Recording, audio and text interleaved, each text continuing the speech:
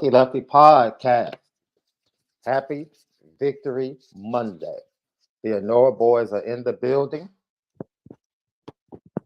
Brought to you by Onora Whiskey, OnoraWhiskey.com. It's that premium American whiskey, OnoraWhiskey.com. And if you drink, by all means, make sure you do so responsibly. You got to do it responsibly. Hey, anybody else in the ACC want some? Let them know. Just LL question of the day. Let them know. Does anyone else in the ACC want some? We are pleased to be on CFB Nation, which is brought to you by Twisted Tea, home of the misguided passion. Hit the thumbs up for us on YouTube and subscribe. Then Apple Podcasts, Spotify, audio edibles each and every day. Home of the misguided passion. It's the Lucky Lefty Podcast. You already know we spin it different.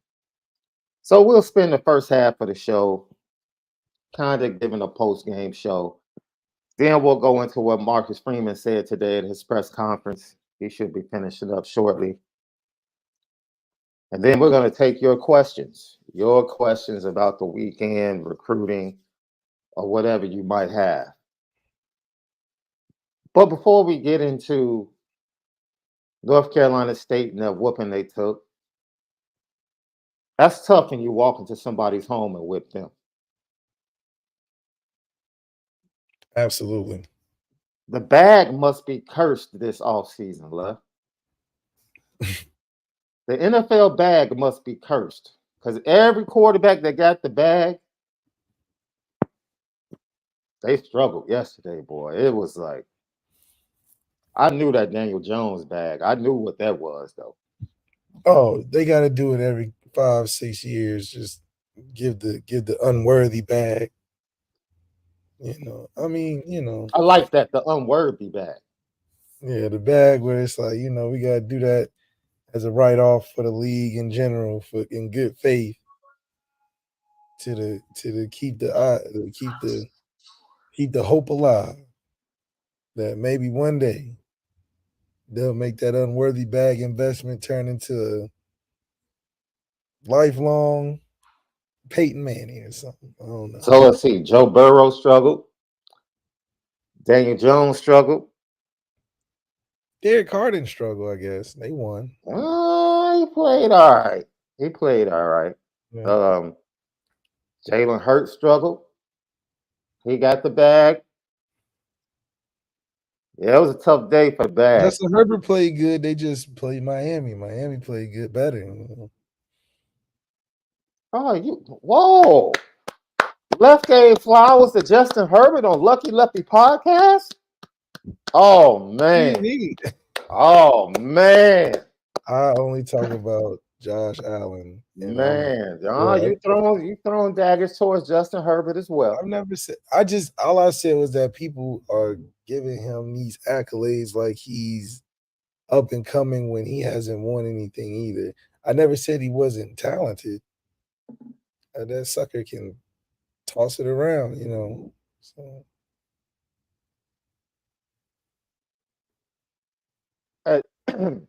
Let me explain, because I'll bring it home for a second. First of all, not going over the top, but I thought Jordan Love played okay in his first game. Actually outplayed Aaron Rodgers the first game. But all these Chicago Bears fans that are like upset, what are you upset about?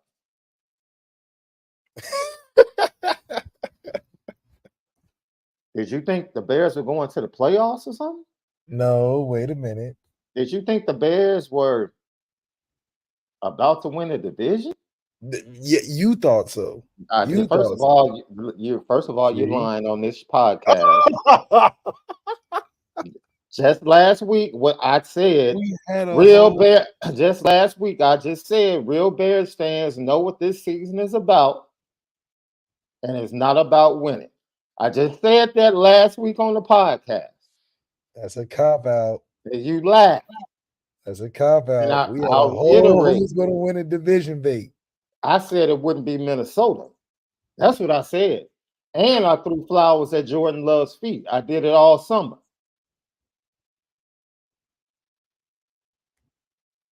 Don't try that. I know the words that come out of. I know the walking what back? Walking it back. Walking what back? Please find why I said the Bears are going to the playoffs. No, I said the division. I said the Bears will if finish if they win the division. division, I said they wouldn't finish last in the division. That's the whole thing.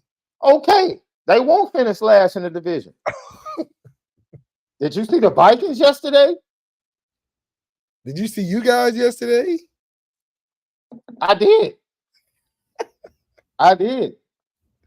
They lost to the Packers. Kirk Cousins lost to Baker Mayfield, fam, at home. Like I said, Kirk Cousins every other year stinks. He stinks. You go with history. Speaking of history, it's a history. Speaking of history, today is 9/11, and we know that historically what that means in this country.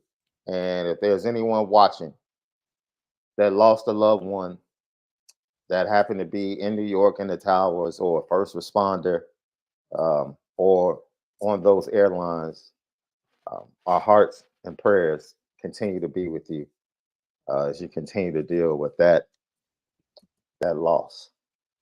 All right. But bro, come on, man. You can't lose to Baker Mayfield. Sorry. The way it's looking now, we're gonna get. First of all, we're gonna get the Panthers are terrible. So they're giving us the number one pick in the draft. The Bears are about to have the number one pick in the draft in consecutive years. That's about to be amazing. That's first. That's not amazing for Justin Fields. And then the Bears are going to have another top 10 pick.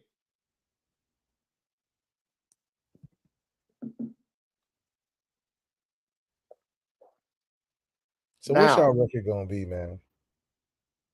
What's y'all record going to be? With all that being said, Bears will probably win about last in the division to me. Bears will probably win about. Sound like last in the division to me. No, they're gonna be better than Minnesota. They're gonna be better than Minnesota. And I could have swore they was gonna win the division from what I heard. According to who? Let's stop lying on this podcast. We might have to run those tapes back. I have no problem. You can go back to last Thursday when I said every real Bears fans know what this season is about. That was the plea. We talking about the initial statement before. What initial statement? That the Bears are gonna do something special in the division. Our whole argument was about Kirk Cousins being the best quarterback in that division. He is.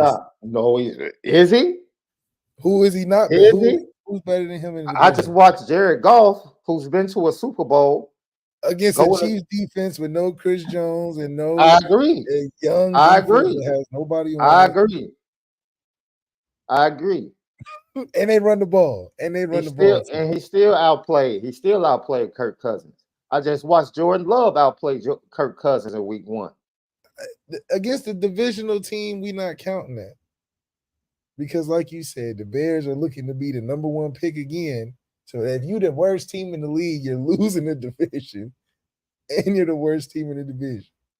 Or how are you the number one pick? Left. We're the number one pick because we get the Panthers number one pick. The Panthers are going to be the. Who's going to be worse? Who's worse than the Panthers in the NFC? Arizona. They just won yesterday. Did they look like a team that's going to be winning this year? I know they just won yesterday. They look better than the Panthers. The Panthers are going to be okay. They don't have their best receiver. Bryce's first game, let it play out. It'll be all right.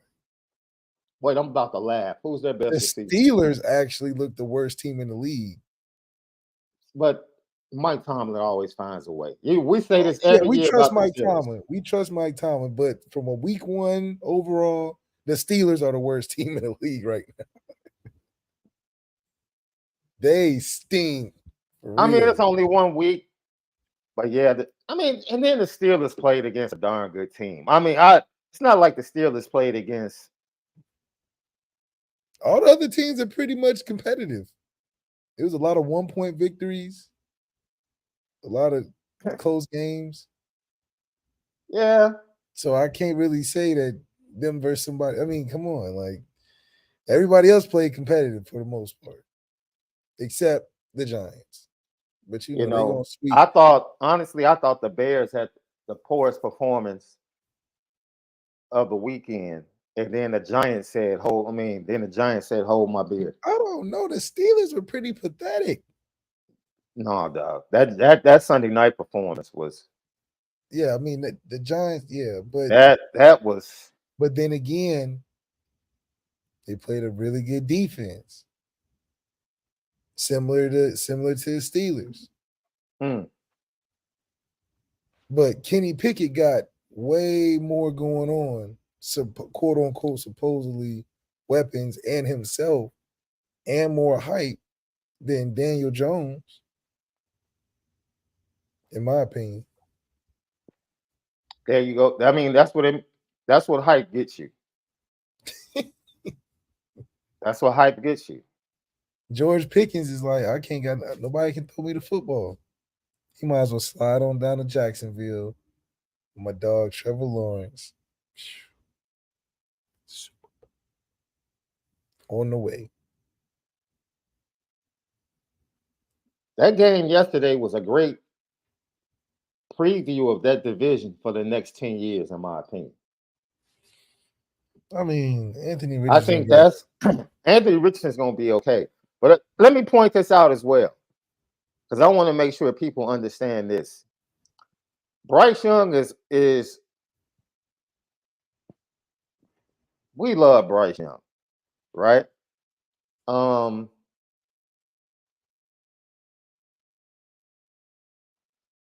Who is Bryce Young's coach? And I really just want to point this out because I think it makes a difference.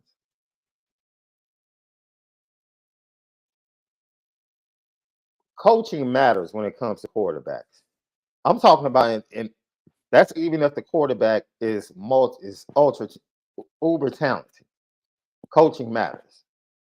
Trevor Lawrence, his coaching matters, and Trevor Lawrence is phenomenal, but his development is aided by coaching. When you look at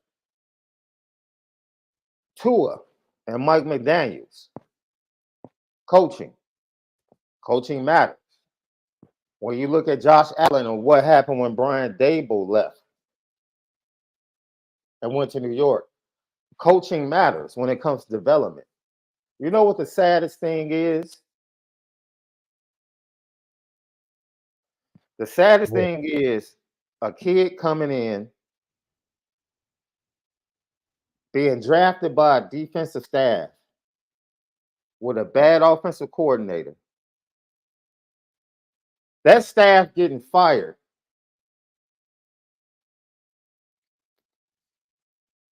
And another defensive staff comes in. And the offensive coordinator stinks again. Who's developing the quarterback? Who?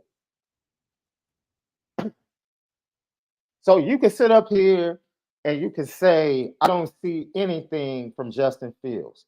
He has yet to have one competent offensive coach in his life in the NFL. He's had two defensive-minded head coaches. Well, he had Matt Nagy. Matt Nagy is a goof. So he had Matt Nagy. That's wrong. He had Matt Nagy, which is a goof, and then he gets the defensive staff. As a new general manager, when you hire that defensive staff, knowing that you need somebody to develop this quarterback, in my opinion, you just let that young quarterback know that you're not my guy, in my opinion. So I saw a question in the chat. If the Bears indeed end up with the number 1 pick in the 2024 draft. You can mark this down. I'm saying it today. They will draft Caleb Williams. I'm saying it today. Because based upon what I saw yesterday, there's no way Ryan Poles can convince me he wants Justin Fields. No way. There's no way he can field that offensive line in consecutive years and convince me he wants Justin Fields as his quarterback. No way. No way. And I understand you didn't draft him. He's not your guy. He's not the type of quarterback that you want. That's fine.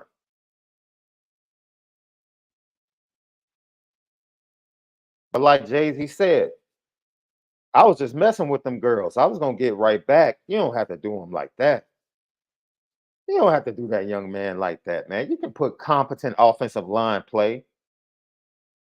All right, man. What quarterback is under pressure 60% of the snaps in a game? That was an insane stat. That's an insane stat, bro. 60% of the snaps, this dude was under pressure. That's insane. I think Joe Burrow was right. I think Joe Burrow in Cleveland yesterday was somewhere around 49. Is that passes? 60% of his passes? 60% of his dropbacks, he was under pressure. I mean, it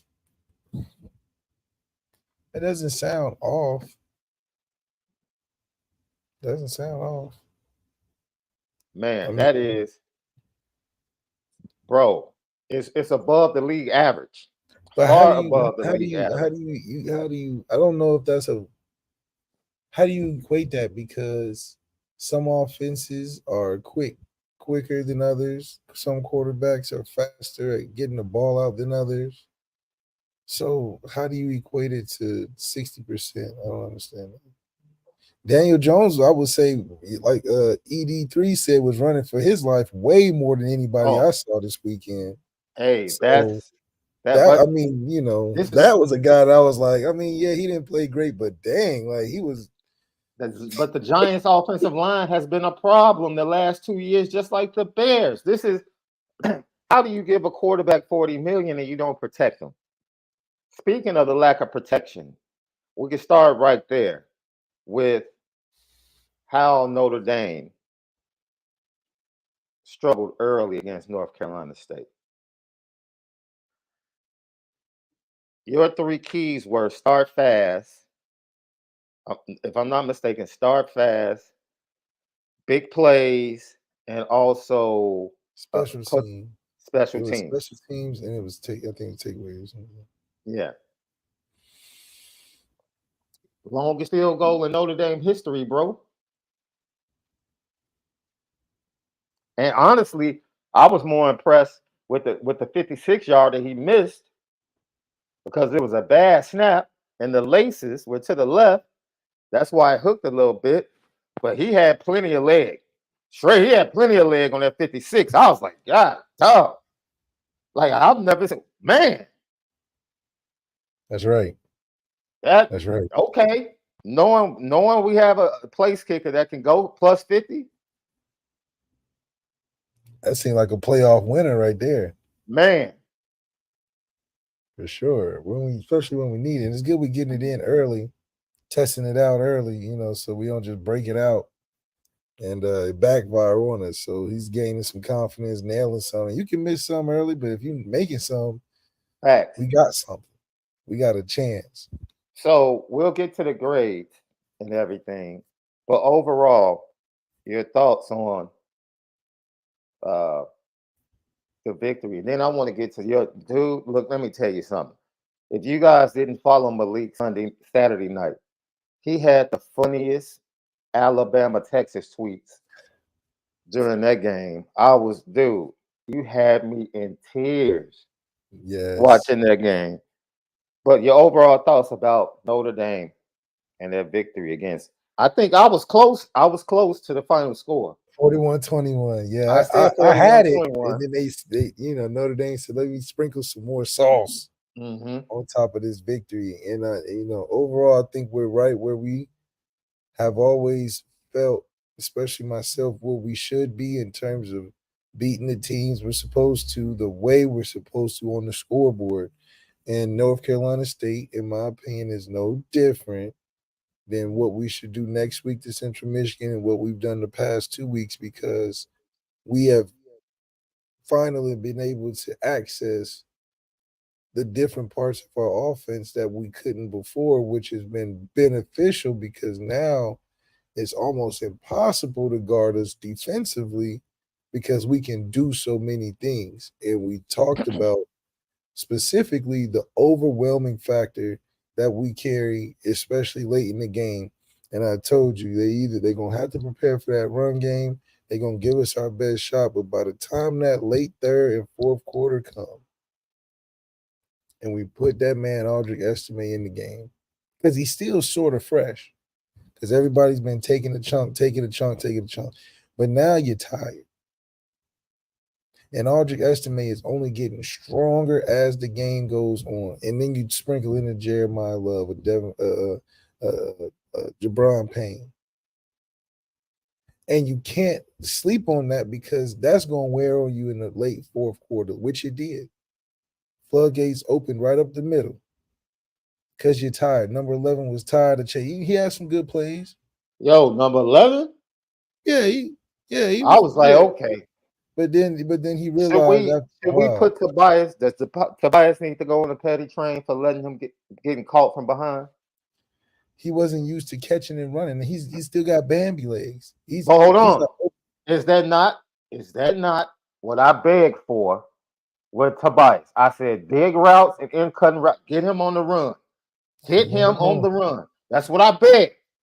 And he looked good at number 5. He looked like number 4 from Florida State. Tall out there striding it out. That's all I asked for. Number 4. Stop using him as a decoy, deep routes. Get him the rock. Give him some drags across the middle. Get him on the move. Let him catch the ball on the run. And once you started to see that, you started to see how well the oiled machine and efficient the offense has become.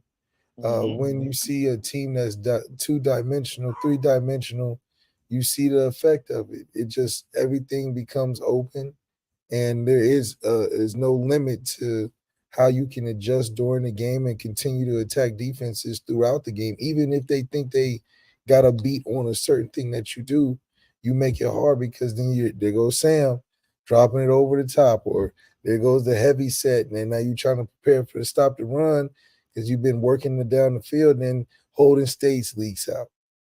Easy touchdowns because they get you in unwinnable positions because they're like, all right, we got a man down. Everybody pay attention to the run commit, sell out to the run, and then Holden State drops out. You can't beat that because now it's like we're making you force you into defenses that are make you vulnerable and then hit you with the setups that you know is coming, but you just can't prepare for it because you have to stop what's bleeding on you. So it finally our offense is actualized to, maybe what Jared Parker wanted and talked about in the very beginning of the things that he can do that were untapped from the years before. But you also have a quarterback that can do some of the things. And it's not even throw the ball down the field. It's just the poise. It's the confidence. It's the efficiency and how he works. He's getting it to the guys in critical situations. Sam hitting Tobias for a dig. A younger guy could have easily took the first thing coming. But you saw how Sam waited on it, knew where he wanted to go. Those are the little things of a guy that has thrown 12,000 yards. Guy that has a lot of game experience added to a team that has so much wealth of talent. I mean, the points, they lucky we didn't have 15, 16, 17-minute quarters. Because we just would have kept scoring. It wouldn't have been a limit on that. And we broke them right about that end of the third, beginning of the fourth. Because then they couldn't stop the run game. Now we just on you. And defensively, we held out long enough. I told you the most they could score between 17 and 24 anyway. They're a middle of the road team. So when they play in a team that's more talented than them, they can only give you so many points. They can only give you so many. They can't outscore us like we were able to put up 40 plus. They can't get to 40. The only way we was in danger is if our offense couldn't get past that 35 threshold. But these teams like Central Michigan can't give more than 17 offensively. They just don't have that many points in them because our defense is stout enough and more talented. Now, the best thing about what we do offensively is now we can put the points to every week.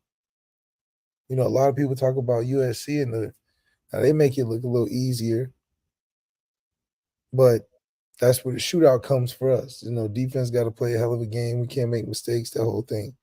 But from a standpoint of when Ohio State's coming to town, they're going to be in trouble. They're going to be in trouble. Because you just can't beat us one way like you could before. You couldn't beat us one way. You got to have all 11 playing on all cylinders. We're firing out on all cylinders. We staying healthy. It's going to be a long day for Ohio State. This last tune-up game is a polished game. I will work my depth, get my depth ready. The game against Central Michigan is about getting the depth prepared. Hell, by the time we reach Ohio State, the 2s and 3s should have damn many as reps as the 1s do. That's the most ideal, I would say, could make our team ready for Ohio State is that the 2s and 3s have almost as many reps on the field as the 1s do because we putting it on Central Michigan early and often, and we getting off the field so we can get those guys some reps. If we can do that, Ohio State, I got us beating Ohio State by 17. Book it. Because then at that point, no team in the country, well, I wouldn't say that. We will be one of the few teams in the country that has had the experience of our depth playing the amount of plays they played to wear on teams and not skip a beat when we rotate. So by the time we play these just as talented teams, it's going to be tough for them because our 2s got experience. Our 2s is ready to go. Our 3s even got some experience. So it's not a fall off when we do our rotations, which is what we're looking for. So I do think that it's going what we said before in terms of depth, war on North Carolina State, and that run game got better. And when the run game is solid throughout the game, Sam's just doing what he wants. He looked comfortable in the pocket from beginning to end, to me. And for it to get easier as the game goes on. You felt like Sam looked comfortable? I did because I really believe that, you know, if you wasn't, you don't get more comfortable if you're rattled in the beginning. I see what you're saying. We showed the ability that, yeah, you think you're hanging around, you gave us your best shot, which is expected, which we talked about. We at their place, they healthy, they inspired, Sam ain't never this and that. This is still Sam Hartman. They gave us their best shot. But when that second half came and the end of the second quarter came, Sam showed, hey, I'm only getting stronger. Y'all gave us your best shot. I'm still here dicing you up, getting touchdowns, back-to-back drives, putting y'all in a deeper hole. Quarterbacks like Daniel Jones that's getting beat up in the first quarter doesn't get better by the fourth. You don't get more comfortable. So I do think for Sam to look as poised as he did after the quote-unquote rough start, this is the first game we didn't score on the first drive, wasn't it, or something like that? But think about that. We couldn't score on the first drive for 8 games straight last year. Now we just like, dang, we didn't get it this time. But we've been getting it before. So that's Just shows you just the change in just a year with the same offense, a team and unit and guys, pretty much. And our potential is finally here. Is it the ceiling? Maybe, if we had a Caleb Williams, it'd probably be even a Shador, it'd probably be even crazier. But we're right in the pocket of it, especially this year. If anybody can win it, we can put our name in the hat. Because this is about as even as it can be this year. I think. Alabama's clearly beatable. Georgia's can be beatable versus the right team. Because Carson Beck is, who knows? Tennessee is beatable. Florida State, they haven't been good enough to not be beatable. They can get caught slipping. USC got a tough schedule. Colorado got a tough schedule. So we right in that pocket. Illinois got beat. What happened? You're fighting the line. They got beat. I had that as a loss. On the road against Kansas, I had that as a loss. Yeah, especially when I saw Daniels was coming back. Yeah, LSU got beat. So this is the year that it's like Notre Dame right before the playoffs. We can change college football and mess up the whole playoff bracket. We can mess the whole playoff system up before it even gets started if we can sneak in there and win this one right before it changes. Right before NIL gets it set in its ways and things start getting solidified and switched up, and Marcus Freeman can prove that he did it with the bare minimum. It's like that double-edged sword. It would change college football and mess the playoff system up if we win this year specifically, right before it changes, because you're going to have to give us respect. You can't give us the 5 spot. You gotta write something in there. That's great leverage for Pete Bravacqua. That's great leverage. Hold on now. You can't lock us in this 5th place spot. We just won the national championship. Doing it our way. No NIL, crazy NIL deals. We done did it our way on recruiting. Y'all done snaked us out of a couple recruits. Because just imagine with Dante and Dylan Edwards, you kidding me?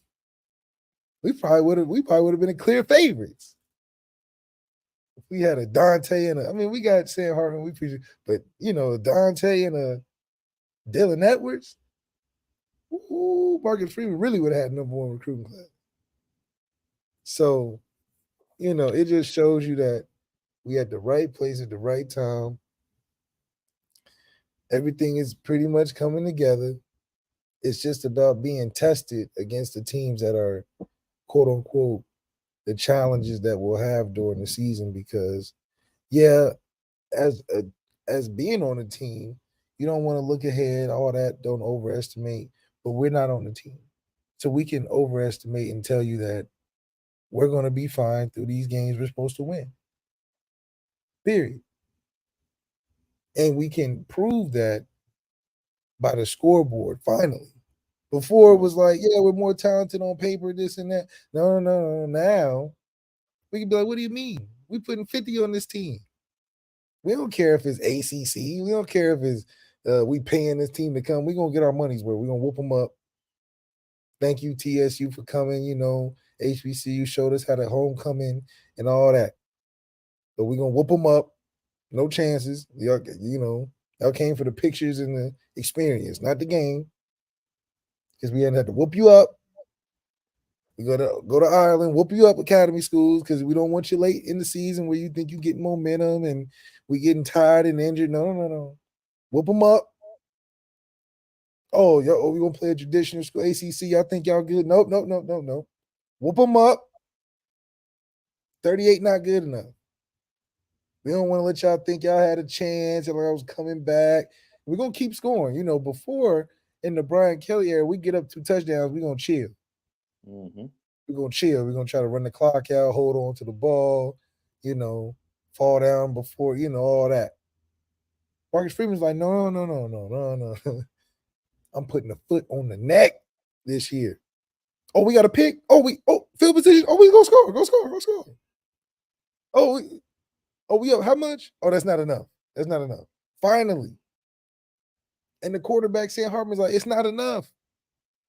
I need another touchdown. Yeah, I know that we got that last touchdown. Rinky dink easy, little dump off, easy play action. No, is anybody can spider 2 wide banana, easy money. But we got to look again. Oh, yeah, we're gonna do it again. We're gonna copy that. Do it again. Get another touchdown. We ain't done. And that's the finishing aspect that we're building right now for Ohio State, for USC, that we ain't done. Oh, you got some more touchdowns in you. So do we. We ain't ran out of touchdowns. We ain't running out. So if y'all want to keep fighting around, we'll keep fighting. And that's the mentality we should have coming into the thick of the season and just showing the rest of college football that now you got to talk about us because we're putting up the points. Paul Feinbaum can't say, oh, they winning by the hair, they chinny chin chin. No. Because now you can't talk about Bama. You got to talk bad about Bama. We done told y'all. Y'all just reading them headlines and reading the hottest, youngest offensive coordinator, quote unquote, born on third base guy. He's the next Sean McVay. I'm telling you, he went out there and visited Sean McVay when they won that championship, and that must have rubbed off on him because ever since then, Sean McVay put a stamp of approval. Oh, he must be the next one. See, just because you signed to the label, don't mean you're gonna be the next star, right? You just repping the label. But once media done got hype on that Sean McVay stamp, they say he must look just like him. Notre Dame done stamped of approval on legacy. Coach Kelly, give a dude a job now. He get his homeboy a job quick. All that hype, man. Nick Saban didn't do his homework. He was stuck on the lake worrying about recruiting these 5 stars and didn't read that fine print on Tommy.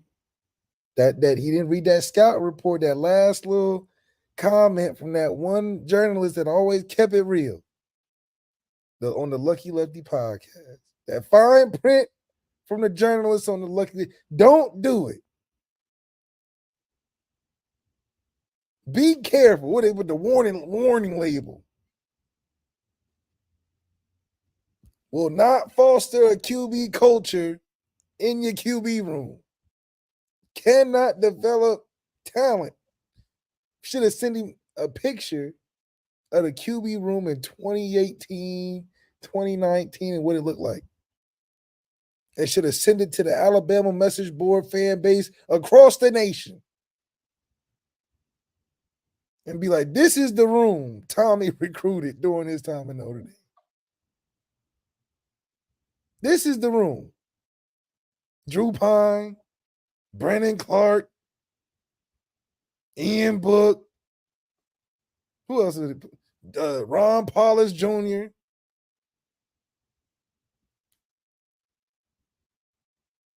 That we should have sent that picture, that QB room should, and put the side by side to the Alabama with the Jalen Hurts, the Tuas, the Mac Jones, the Bryce. We then put the side by side and be like, this is the room you want, Alabama.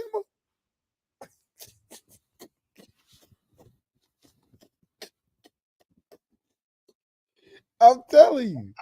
And Saban was like, no, that's okay. He running the Alabama system. Don't do it. Would they tell the story about the frog and the scorpion? The frog said, I'll help you get across the river, Scorpion, as a team. But the scorpion is the scorpion. And what you think the scorpion did when the frog tried to bring him across? Now you both floating down the river. Don't look it over here. We done told you. Hell, Tommy probably done told you. He's like, look, man. I don't know if you heard about me and Phil Djokovic. Jalen Milrose thing ain't gonna work out.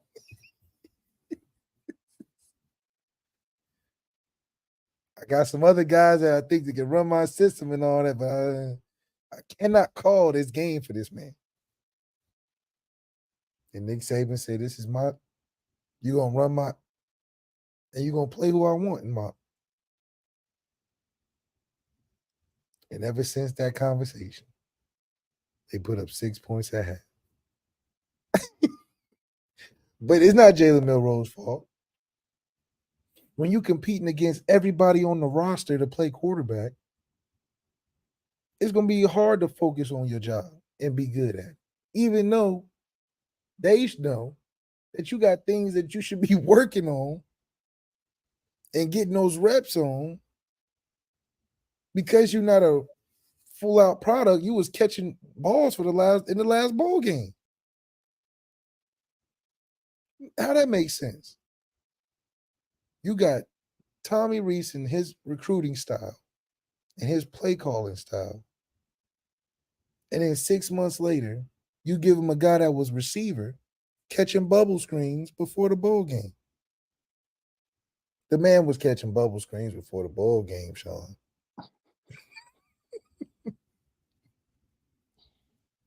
And you going to give him Tommy Rees 6 months later?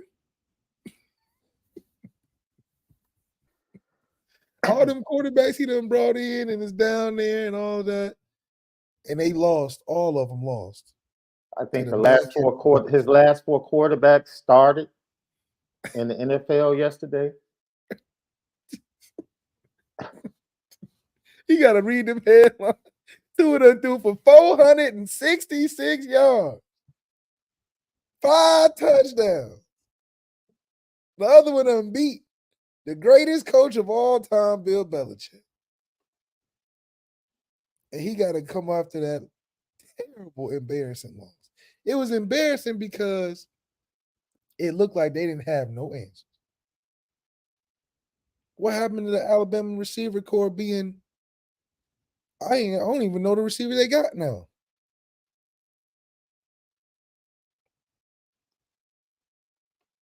It looked like they don't got no receivers. They can't run the ball. They can't block. I know it's week 1. But listen, if you know Tommy, it don't change overnight. Lucky Lefty podcast.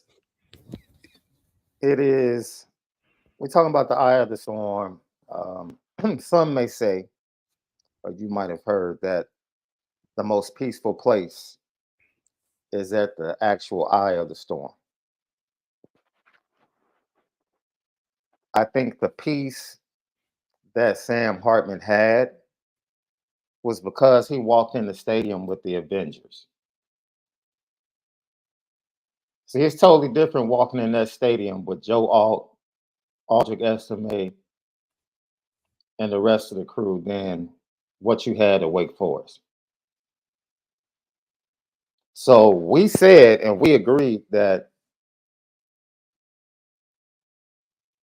NC State would throw the kitchen sink, everything in the kitchen sink at Notre Dame early. And we knew they would come out playing with their hair on fire. We knew Notre Dame was just going to have to withstand all of that early on in the game. And once things got to normal and there was just 2 teams playing football, Notre Dame was the better team. Decidedly the better team. Easily. And that's exactly what you saw happen. So you talk about him keeping his poise and not being rattled. It's because he knew, we're good. We're good. We're going to be fine. The running game we'll get the running game going. We'll take some shots, and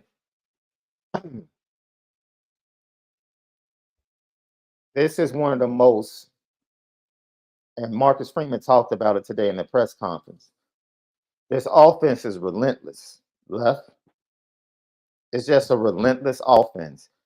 And usually when you think about relentless offenses, you think about this Caleb Williams and all of his wide receivers, right? And just spread and, tempo and everything. Notre Dame is just chopping wood, relentless. We're just going to keep chopping wood. We'll come out this series, we'll throw to the running backs out the backfield. We'll come out the next series, and it's Aldrich. And then it's Jadarian. And then it's Jeremiah Love. Then we come out another series, and we're going to feature Holden Stace and get him the ball. Then we'll come out and we'll get to the wide receivers. We'll get Tobias coming across on the in route.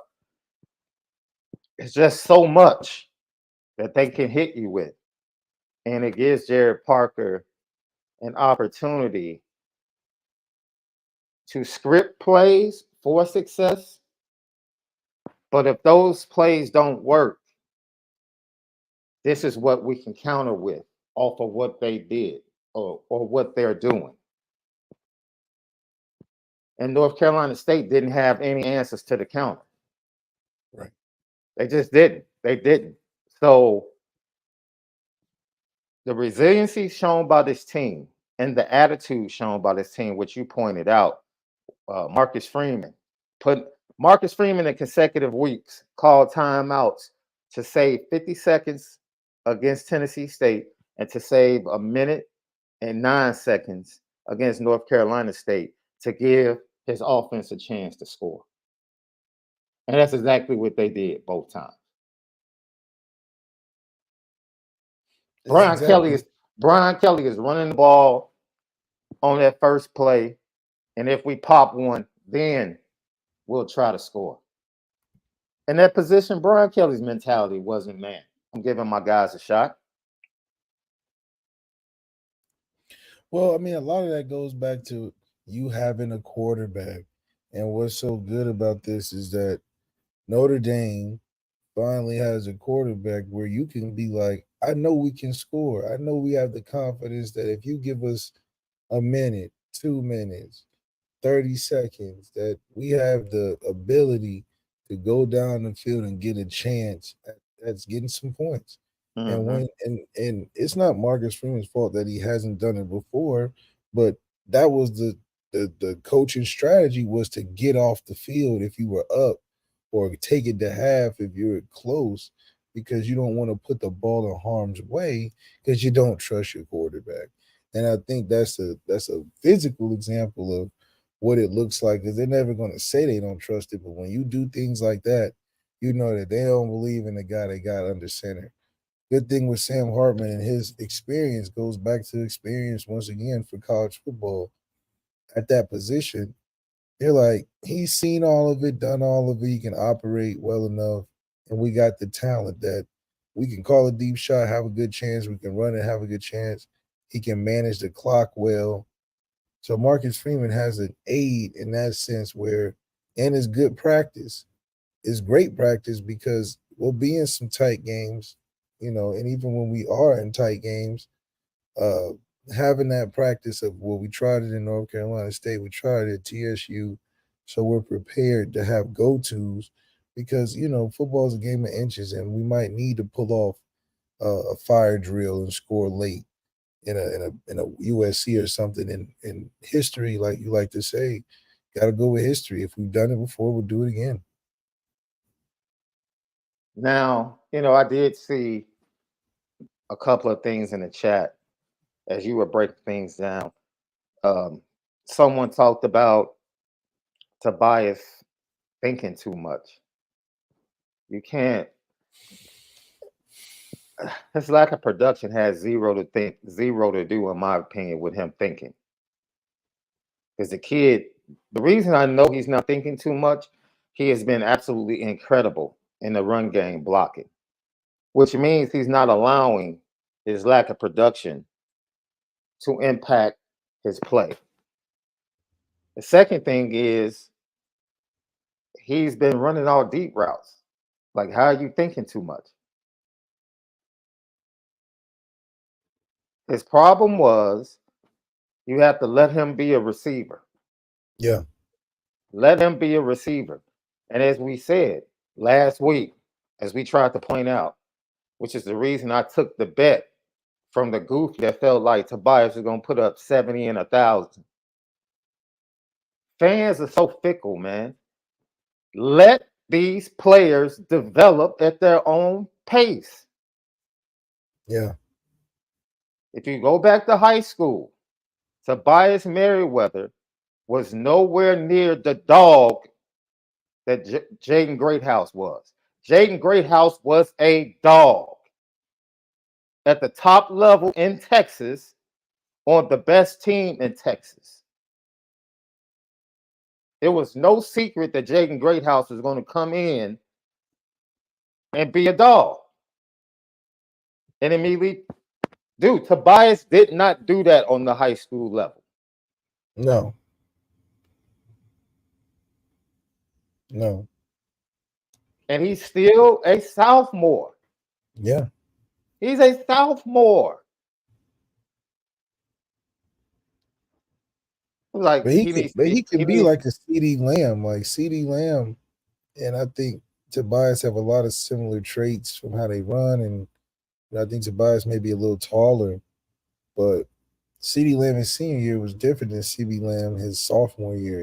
He got way more comfortable, way more involved. And I see a similar thing happening with Tobias. I think, unfortunately and unfortunately, we only have Sam for a year.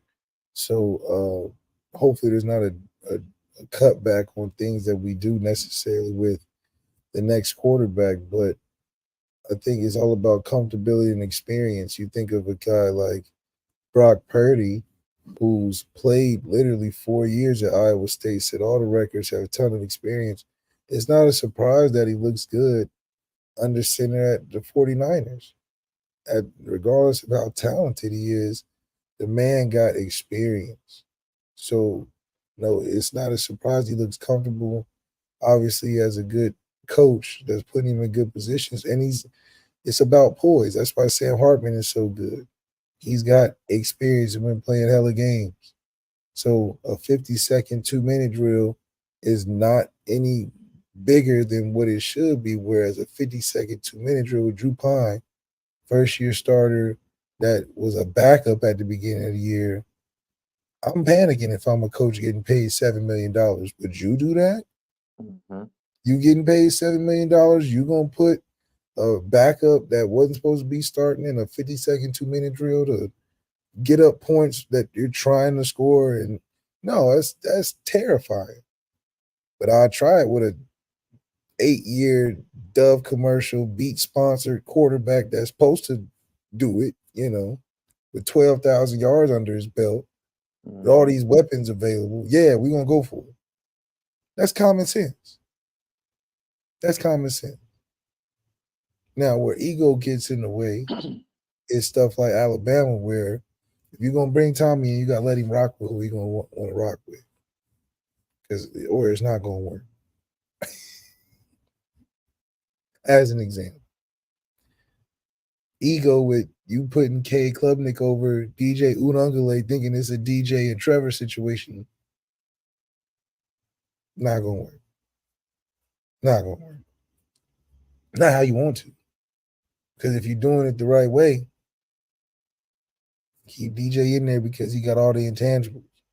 He gonna figure it out. You may not be the same type of quarterback, but he's got those. I mean, look at Oregon State. They whooping up on team. And he in a good fit too. They're gonna have a good defense. He gonna do what his play his part. They got a good area with nobody paying attention to him. They gonna make it tough on some of these teams that we think in the Pac-12 are pretty good.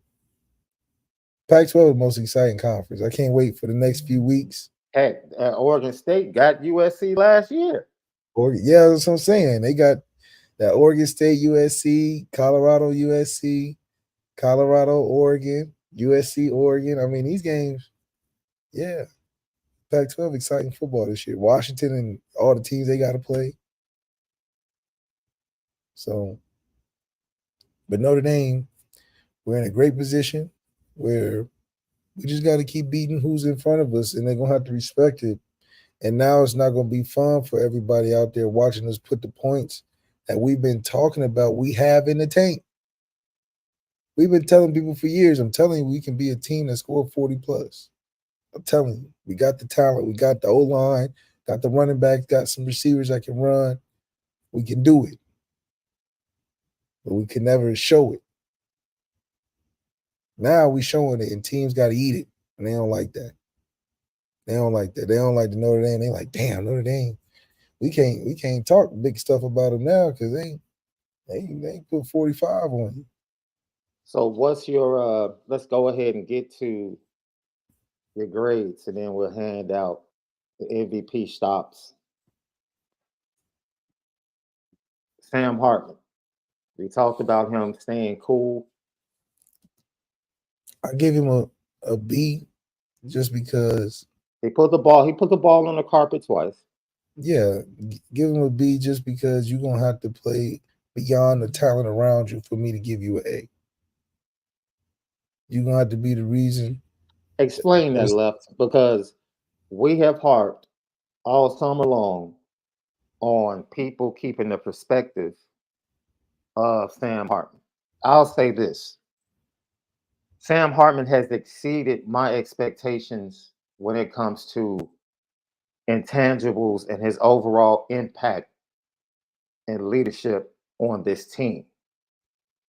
He's exceeded my expectations. But Sam Hartman, physically and his game, is exactly who I expected him to be. Yeah. But He's this is Tony Stark with an Iron Man suit on. So until he take the Iron Man suit off, I don't know. I take that as an insult, dog, because I love Tony Stark and Iron Man. but I'm saying you know what Tony I'm Stark saying? off the suit is the man. Out the Look, suit, he's the man. I He got the love money. Ghostface Killer is my favorite member of the Wu-Tang Clan. That's Tony Stark's. I love Tony Stark's. I love, you have to break that down. Like, We love Sam Hartman. you calling Sam Hartman Iron Man. Okay. That's the Iron Man suit is the Notre Dame offense. Tony Stark without the Iron Man suit, he's Tony Stark. We like him. He got the money. He got all the attention. He has the money. He has the girls. Got He's the super girls. smart. He winning. Got the dub. Got the beard. All of that. Facts. But who's the dope? Wait a minute.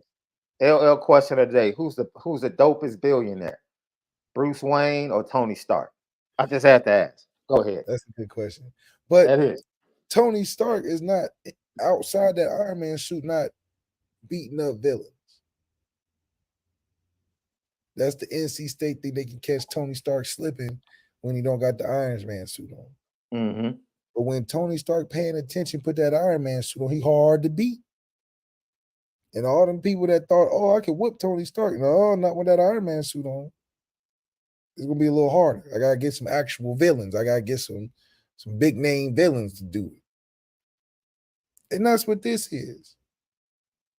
And I think at the end of the day, we know and we appreciate Tony Stark for who he is. But when you put him in an Iron Man suit, it's a problem. We had people trying to operate the Iron Man suit that couldn't get the blasters right, couldn't take off right. But you got all these resources, can't use them. Now we got a guy that can use them, and now Notre Dame got to get some respect. Now you got to be like, okay, he going, I can't just be robbing this bank.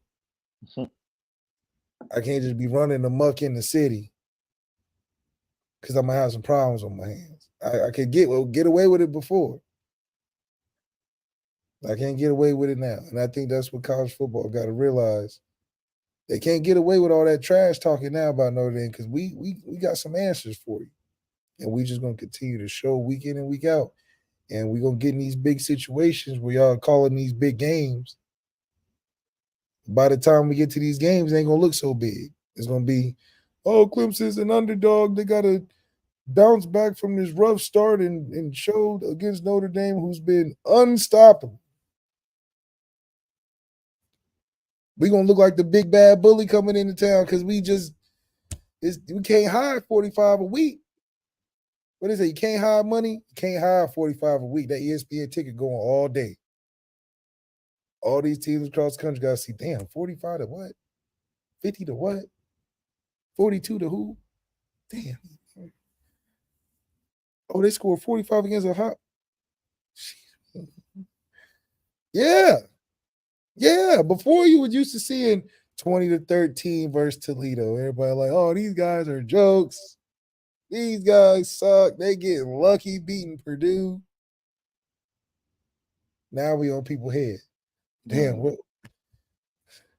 They need to join the conference, man. They can't be winning like this and got the money. And yeah. All it took was a little bit of tightening over here, a little screw over here, some recruiting right there, and then put a quarterback right in the middle. But they setting up the nativity scene for Christmas. You gotta put the stockings, boom, and put the tree, boom. We just need that little nativity scene when you walk in right there. The three magi and the little Mary. Yeah, the nativity scene set the house right. Because the tree is one thing, the stockings, okay, that's standard. But that nativity scene, now you booming. Now you in the spirit. Now people want to walk around your house. Take their shoes off. They say, oh, this is a fancy house. They got a nativity scene. Let me take my shoes. You ain't got to remind them. They already know. Now when you walk in Notre Dame, you already know. So we can't hide the fact that we a sneakily good team in November that's going and nobody want to see. Nobody want to see us now. We are not hiding. So, yeah, Deion said he's coming. They got to do a bunch of rah-rah to boost it up. But they still look beatable because they're giving up a lot of points. Not last week, but the week before they gave 42. I don't think we'll be a team to give up that many points. Against USC, it's going to be tough. It's going to be tough. But right now, we're in the right position. Duke don't want to see us. I know everybody think Duke going to be tough and we need to watch out for Duke. Duke is looking at us like we don't want to see Notre Dame. That's what they think. Speak on it. Duke is going to be tough for who? Clemson? Yeah. The ACC teams? Yeah. Duke just saw what we did to NC State because I guarantee you Duke can't do to NC State what we did to NC State. Duke not putting up no 45 points against NC State. Duke know that. Duke is hoping that that Ohio State effect in that game is so big that they can try to steal one the week after. They're not looking at us after the game we put against North Carolina State. The whole ACC not looking at us like, man, we're gonna be they better not overlook us. No, we're not overlooking you. You're gonna have a problem on your hands, dude. A problem. Because y'all defense ain't North Carolina State defense. And it didn't matter because we put up 40-something points. Clemson got to think about that too. Clemson not going to put up 45 points against NC State. None of these teams in the ACC are going to do what we did to NC State. Period. Yeah, y'all may beat them, but y'all not going to do that to them. Y'all not going to have that margin of victory. That ain't going to happen. But y'all may beat them, but that's what y'all got to think about. And that's why it's important that we continue to make teams think about what's coming into your city. Or when y'all come into our city, y'all got to deal with that. We have to find a way to score over 30-something points. That's what make USC so dangerous. USC scored, 60-something points in the first quarter? It felt like Stanford looked like it made Stanford look real tough. Lucky Lefty podcast.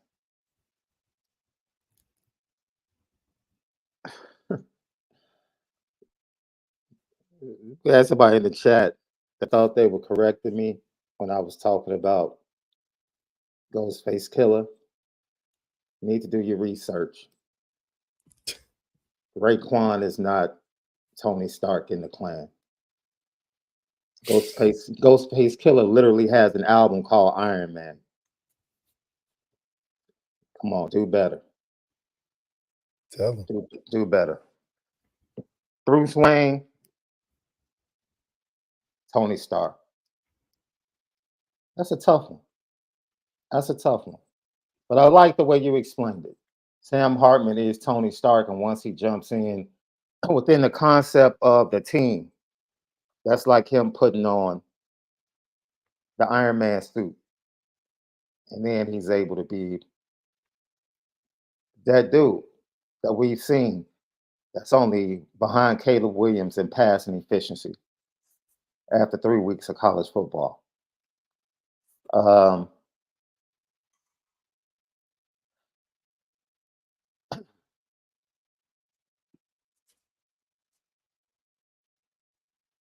I probably would have been a little bit more lenient on the grade to Sam Hartman because let me tell you why.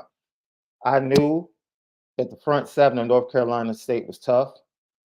I had a lot of respect for Tony Gibson. I knew what they were able to do against him and success they had against Sam Hartman being 1-2 and just giving him fits while he was at Wake Forest. And I expected early on that Notre Dame would struggle. But I just knew Sam Hartman had his boys. Just plain and simple, Sam Hartman had his boys. He didn't walk in there with that WF on his helmet. He walked in there with pure gold on his helmet. That's totally different. You know how it is when my younger brother talked a lot of trash when we were kids, bro. It's a 5-year difference between me and my younger brother. Me and my second brother are like 10 and a half months apart. Technically, we're like Irish twins. I think that's the term. Oh, yeah. So it's 10 and a half months apart. So we were real chill. My younger brother, this dude would run up on people my age, yapping. We're like, dude, what are you doing? But he knew he had us. You know what I'm saying? He knew he had us. So when you see Sam Hartman at the end of the fourth quarter strutting on the sideline like this, like he was doing, he knew he had some big brothers with him when he walked into that stadium. That's right. Like he knew. So he knew he could have a different attitude. He can have a different approach. The pressure wasn't on his shoulders like it was previously when he was 1-2 against this North Carolina State defense and Tony Gibson. So I would have maybe given him a half grade higher than you because of the expectation I had that he would struggle a little bit early on. I was interested seeing how he would respond, and his response, along with the response of the team, was very impressive. This is their most impressive game all year, in my opinion. As sloppy as it was, as many penalties, I'm more impressed about what I saw Saturday than I was about anything that I saw against Navy and Tennessee State. Yeah, I mean, because it's from an attitude standpoint, that was Yeah, I'm like, okay. Even from the weather conditions and being able to be locked in for the extra hour or so, because of the weather, and still coming out running 80-yard touchdowns, putting up 42 plus points. Shows a team that's mentally tough this year, a team that is willing to not allow the things they can't control affect them, as we've seen so far. You playing an away game, they got a rain delay, every excuse in the book to not play like you played the 2 previous weeks. But even in the 2 previous weeks, the week before last, you was in another country. That's every excuse to not go out there and put up 42 points. Come back home opener. Maybe you feel bad because it's Eddie George's team or something. Every excuse not to do well. Maybe you want to get to the homecomings faster. I don't know. But we still went out there and did what we were supposed to do. So I do think that this team is special from a mental toughness aspect, and that's a comforting level when your quarterback knows that as well. The quarterback is like, man, I got everything at my fingertips. I'm not pressed going into any game. I just got to do my job. This is a true do your job position Yeah. that we preach about all the time, where you don't got to do too much. We're not Yeah. asking you to win the game necessarily. We're just asking you to do your job and play well, and everything will be what it is. So let's transition to the offensive line, who I think a lot of people might be upset, disappointed, whatever you might want to say based upon what happened early.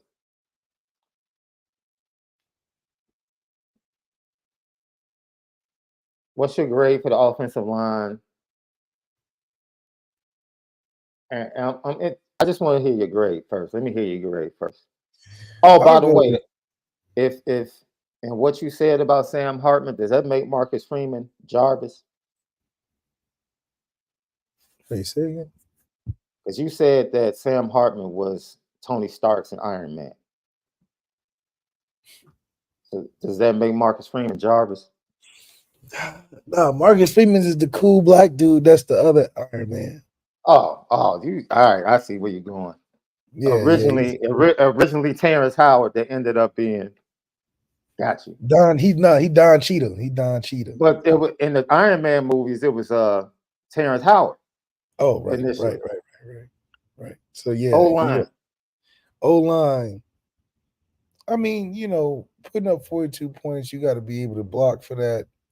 And, the different looks that we were able to give from a heavy run set to some play action, generally, allowing the quarterback to be more comfortable as the game went on. Mm-hmm. I got to give him a B, because we, right where we should be. It's something that we hit right on the mark of, where we hit our point total we supposed to. We in an away team, weather conditions. This is a pretty solid defensive front. This is not any slackies like previous weeks. Mm-hmm. And for us to not make it look any different, still scoring 40 plus, it's a good job. It's a B for me. So B for you, I would kind of piggyback off of that. College football, college football. And eventually you're going to go up against teams that have playmakers on the other side. They make plays. Right. You're not about to win every one-on-one rep. You're just not. And everybody on that offensive line did something. Heck, even Joe Alt got a penalty. Yeah. On Saturday. So my point is, this is why you say, okay, yeah, that's a B performance. They go to the locker room. Joe Rudolph, Marcus Freeman, they say whatever they need, whatever you need to say about what needs to happen when we come out after this weather break. And the first play out of the weather break, 80 yards. And the offensive line could not have done a more masterful job blocking it up. They set the tone for the rest of the game, in my opinion, when they came out like that. As bad as things had been up to that point, they came out of the weather break and set the tone. Yeah, and setting the tone is something that's a mentality. It's not something that you just turn the switch on for. So for us to be able to still set the tone, everything included, how is it not a B? You being harsh, then look at the rest of the college football lines. You get them F's and E's because they generally aren't good. Generally, like most of the times you picking out of a hat, you're gonna get a bad offensive line. Generally. Even your favorite teams got shaky offensive lines. Generally. Colorado's offensive line doesn't look too great either. Hell, USC's offensive line struggles. You can't tell because Magic Man. Caleb has been running around making plays against subpar. Look, I felt that's why bad. Utah put it on them. That's why Oregon State be putting it on them because they offensive line is up and not really that good. My daughter left the game in the middle of the second quarter Saturday, bro. Oh yeah, I mean they scored 58 something. And that was a conference game. That was Stanford. Yeah, that wasn't no Buffalo. That was Stanford. She hit me like, I'm just letting you know I'm out of here. I'm leaving the game. I'm like, oh, okay, where you headed? I don't know. We'll probably grab a bite to eat. Yeah, I got so much time. We find something to do. We not staying in this boring. I think they ended up going to Roscoe's in West Hollywood. I think that's the one on Pico. They don't cook the chicken good over there. Yeah, you have to be careful which one you go to. The dangerous ones are the ones that cook the chicken good at.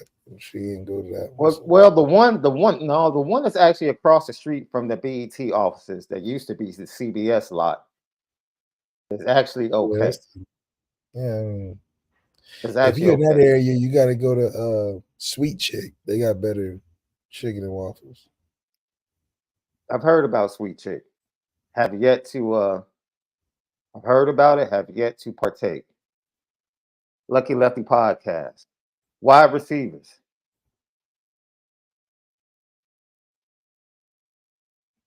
I'll give him a B. I mean, hey, before they couldn't get over a C just because we didn't have the talent level or the continuity. But now, I mean, they went out there, they did their job. I just like the fact that Sam was able to get the football to guys and allow them to use their talent and guys flash for us. And I can appreciate that. You know, I mean, that's something you can appreciate for not having it. Now, 2 or 3 years from now, if we're not doing that, then it would be a bigger discussion. But, for us to even have an activated receiver room that impacts the football game where we score points and have big downs and this and that, we did not have that before on a consistent level, on an impact basis to a game. Haven't had it. We've won without it, but we haven't had it. So to have it and for it to still be consistent in a pretty good challenge against a secondary that was supposedly pretty good, hey, we are posing a threat. We ain't saying we're the biggest threat, but you gotta run the tape a couple times for us now. So for that, I give us a B. Great compliment to our run game, which I think is the bigger grade. But hell, that's where it starts. This is going to lead into Jared Parker. I think the wide receivers struggled early. But we said, look, what did we say the game plan was going to be? They're going to force Notre Dame's wide receivers to prove that they can beat coverage. Absolutely. And early on, it was a struggle. I think when they popped that 80-yarder, it kind of made NC State say, okay. They adjusted. We can't maybe be as aggressive as we've been. And then they started to open it up.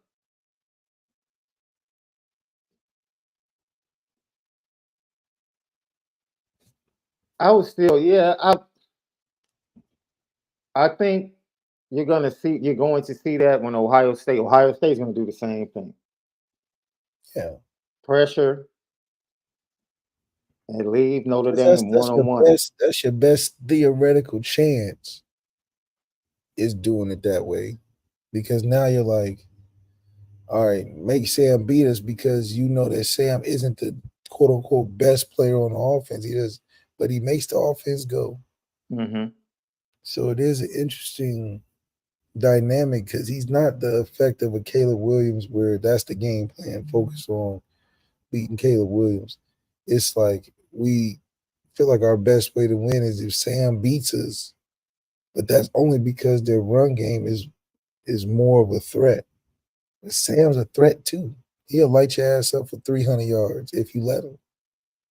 But they'll rather err on Sam doing that than giving up that run game. So that's why we appreciate Sam for these big games, because he's got to put up 300-400 yards if we want to have success. And we know that he's capable because he doesn't feel the pressure that he got to play beyond, or we ask him to do Caleb Williams things. We just ask him to do your job. And then, damn, do a little bit extra, because we need that to win. But that's not asking for a lot for a guy that's done a lot with a lot less. A lot with a lot less. You play beyond the talent around you at Wake Forest. That's a lot harder than what we're giving you. But now that we're giving you an easier way to fight, we still need you to fight good. We still need you to put a little sauce on that thing. And with that, we can get it. We have a chance now. We may not be the best quarterback to win the championship, but we got a pretty damn good one when you mix them with all the other stuff. I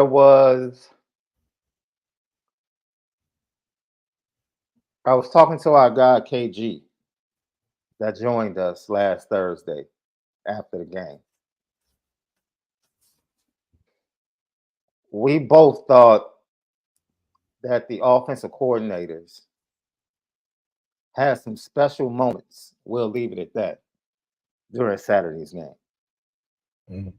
Jared Parker got real cute like 2 or 3 times. Like, I don't know what the whole flea flicker thing, when you're on that side of the field at like the 30-somethings, like, what are we doing?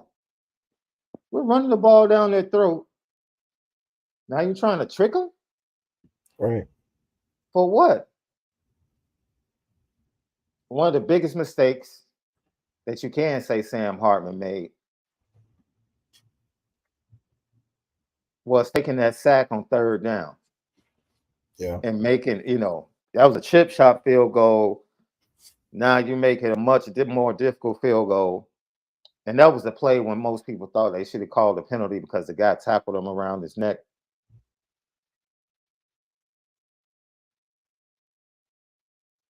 But Jared Parker, for the most part, in my opinion, adjusted. And I like it because I think he's comfortable.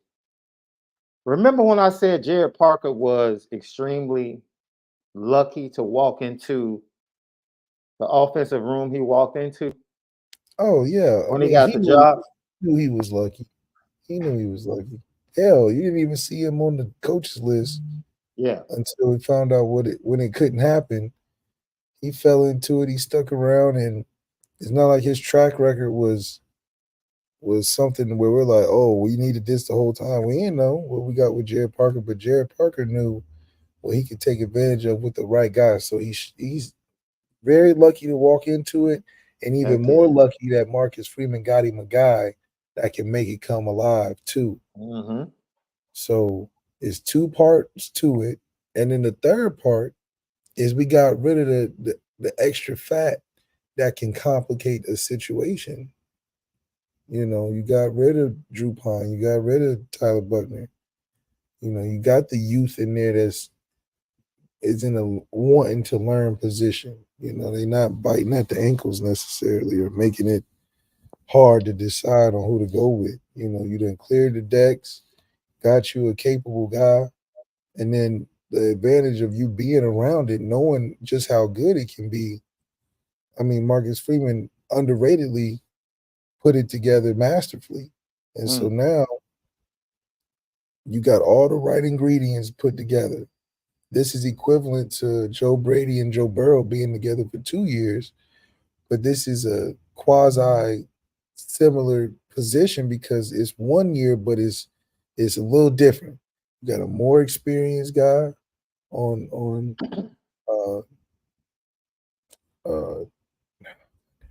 Got a more experienced guy on Sam Hartman's part, but you got an offensive coordinator that's been in the system, knows the players, knows kind of what can be better and how to work or fix it. And you mix that with an experienced guy like Sam Hartman, it's the same amount of production that you got out of an LSU offense when they were at its peak with Joe Burrow. A guy that's coming in comfortable with all the things available. I think that's the best position you can be in. And it's a dream transfer position for guys out there looking for the right spots, right coach, right place, right time. I mean, Sam is a really fortunate dude this year. Lucky Lefty podcast. I think before we switch to defense, the points are one thing.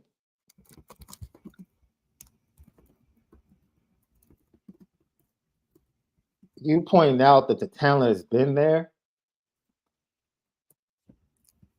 And one might say, well, Tommy never had a quarterback like Sam Hartman. Well, Tommy technically went out and got Sam Hartman from the portal before he left. So Sam Hartman is technically Tommy's guy. So I'll give him credit for that. That's who he identified in the portal. That's who he went and got. Absolutely. Which makes it even more concerning why he made the decision to go to Alabama. It's like you go get your guy and then you bounce to go to that quarterback room. That's just weird. That's weird. I have some thoughts,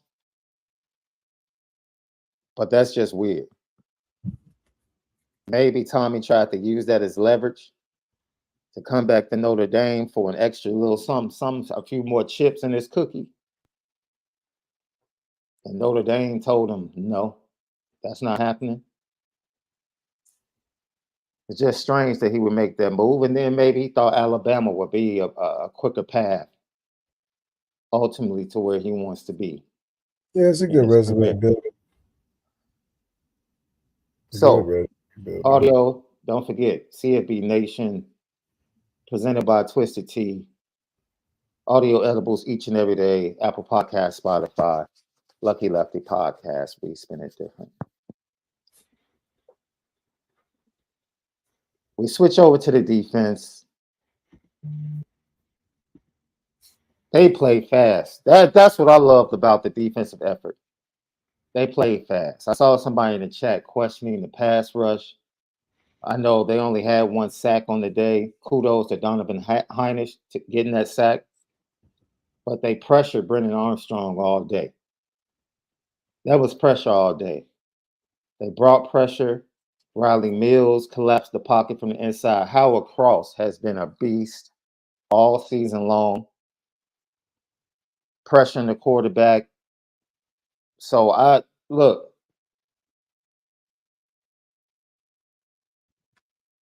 There is no Isaiah Foskey on this team.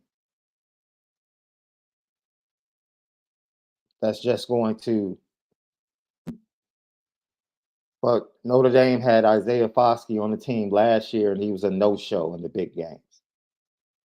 And I told you we'll have more production from the defense as a whole than we need as an individual player. And that's why we said anybody can pop in any week because everybody is generally collectively pretty good as an individual. Maybe not a top in the country. Mm-hmm. But that's like having the top 25 player in every position that is good on a team. Maybe not the best player, but one-on-one is a problem.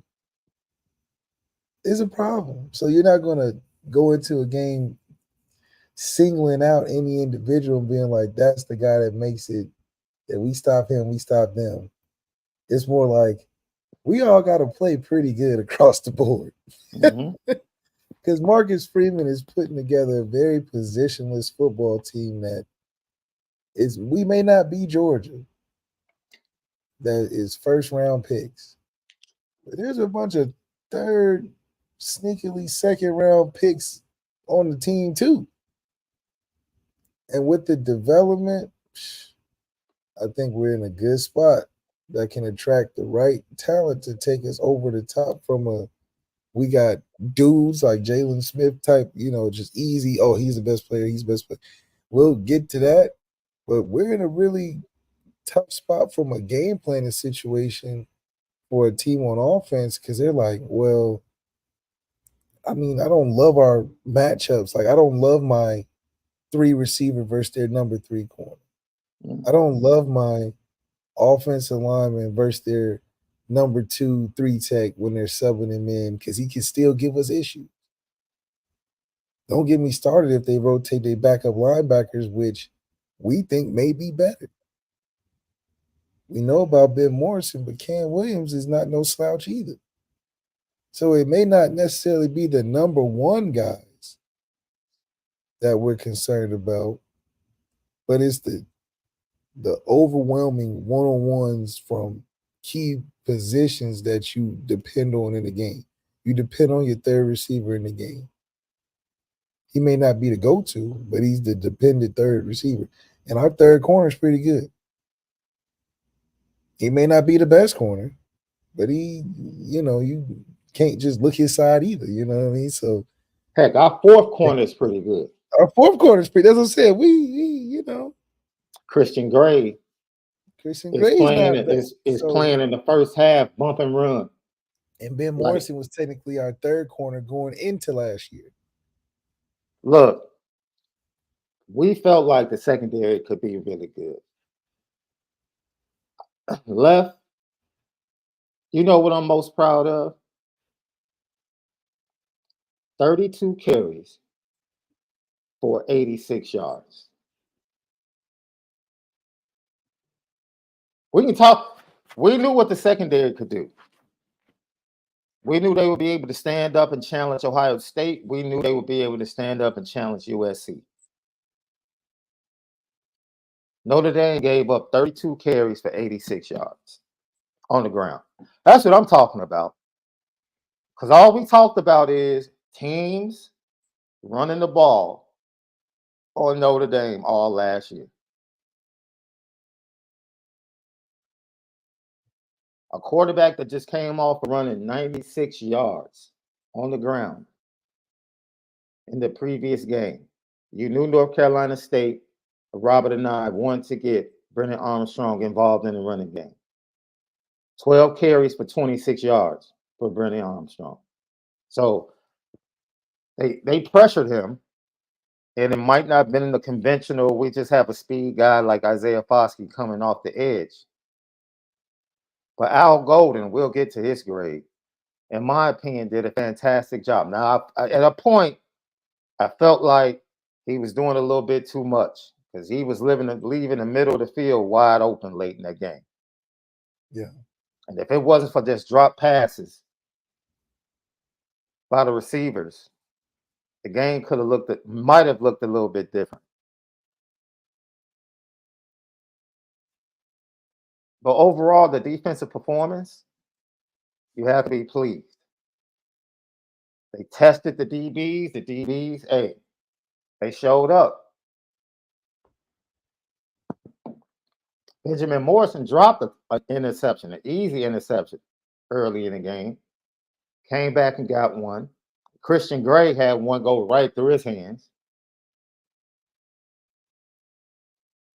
But I want to focus on that defensive line as we go ahead and give that grade. As I said before, 86 yards given up in the rush attack, North Carolina State. Brennan Armstrong was running around all day long. 22 of 48 for 260 yards. 48 attempts for 260 yards. 5.4 yards per attempt, bro.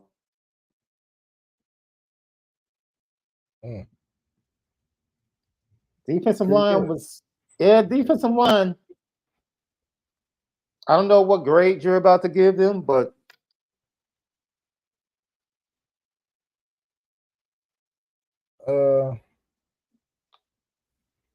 I mean, it's hard not to give them a B. Anytime you score 42 points, the other team has a marginally different uh, gap. That's Mm-hmm. plus 10. Overall, you got to give out B's just because one is hard to do that offensively, and defensively, it's hard to just limit a team to 17 points because they got the last touchdown towards the end. I'm not really counting that, but it's hard to do that away Mm-hmm. because of the momentum and such that can happen for an offense that's at home. So for the margin of victory to be what it was, and for the defense to stand out in things that I felt like, and you felt as well, that we lacked last year from a speed and an open field tackling standpoint. I mean, the D line definitely caused enough havoc, in my opinion, and in combination with the blitzes and all that, I had to give the D line a B.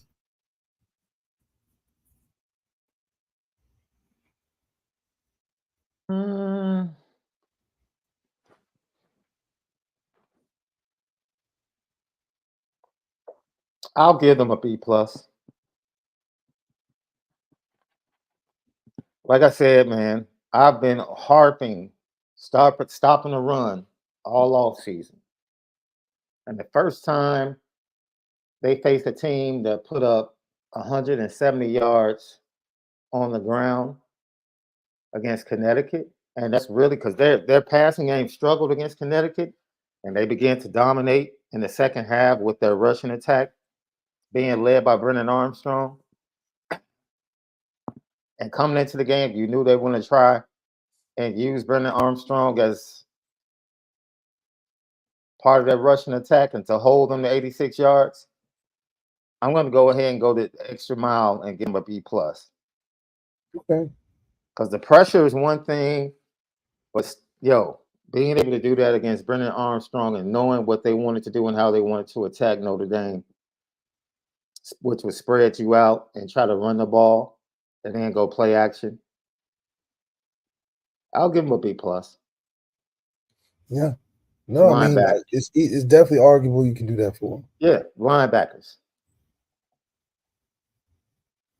Maris Leofow has been playing his butt off left. I just want to preface anything we say with that right there. He might be the defensive player of the year up to this point for Notre Dame. I will put Howard Cross on that list. I will put Maris Leofow on that list. Benjamin Morrison.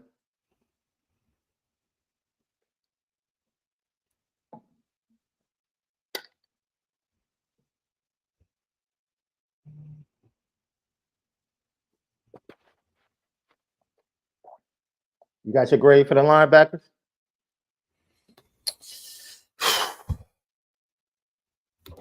I would give our linebackers.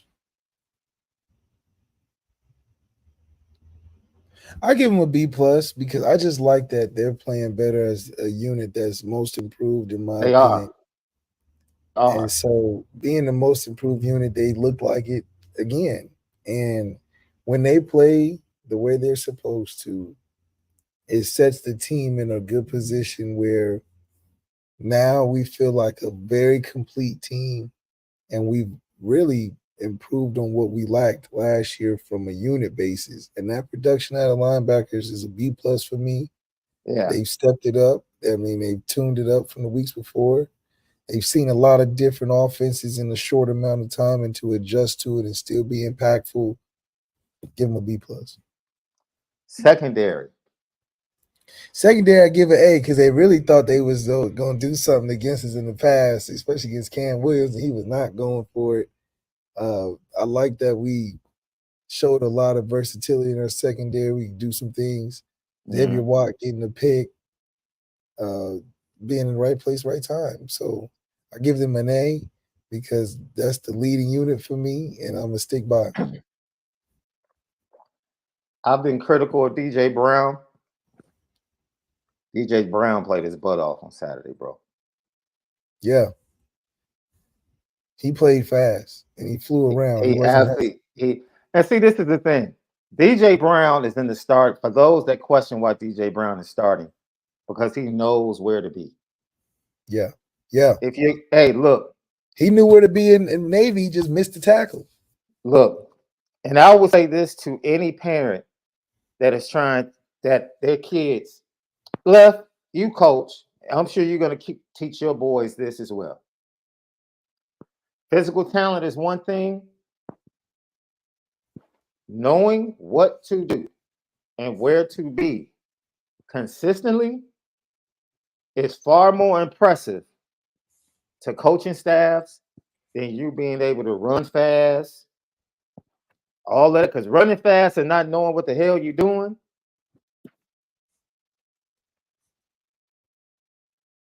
that's not success the majority of the time. DJ Brown is playing because he might physically get beat, but he's always in the right position. Yeah. Yeah, he just gets beats. So like Nick and Coleman. To Marcus Nick Coleman Freeman, always in the right position. Yeah, that's that Nick Coleman effect. I'm telling For you. Marcus Freeman and Al Golden, that is worth its weight in gold, especially at the safety position, which is a communication position as well. Great communicator, leader, and is always in the right spot. And his physical tools kind of caught up with that Saturday, making plays at the line of scrimmage in the run game early, then making plays in the passing game, coming up with the interception. Might have been his best game in Notre Dame, flat out. And I see, Christian Gray. I don't think Christian Gray is going to ever change his number to a single digit. He wore the 29 number going all the way back to Pee Wee, and I think, if I'm not mistaken, I think his grandfather wore it when he played football. So that's why he wears it, the 29. So I don't think he's going to give 29 up.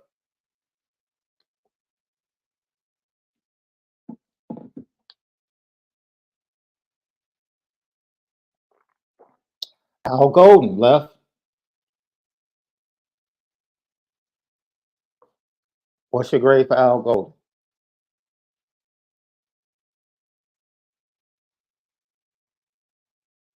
Left froze.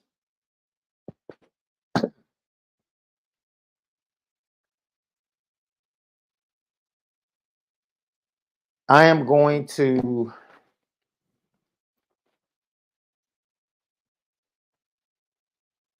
give Al Golden a B plus, and I would have given him an A. I'm sure Left will be right back with us. I'm going to give him a B plus. In my opinion, Al Golden did a great job game planning for North Carolina State, but then when North Carolina State adjusted, he continued to try and come with these exotic pressures, and he left a lot of holes in the Notre Dame defense.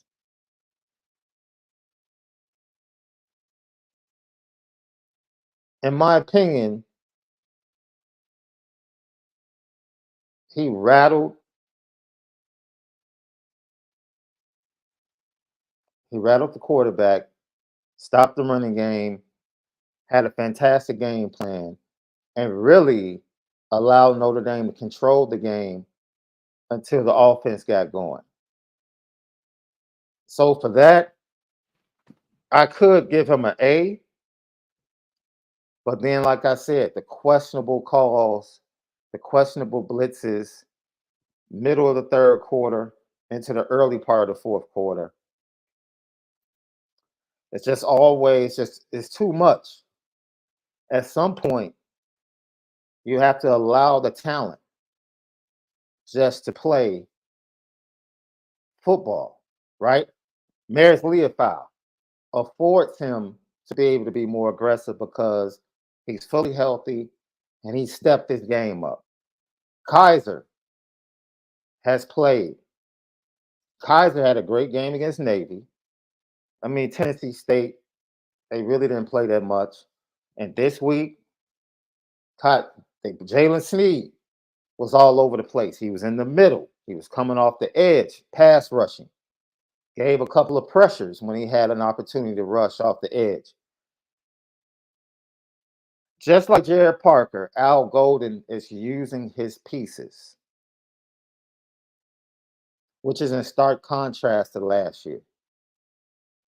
So I'm pleasantly surprised.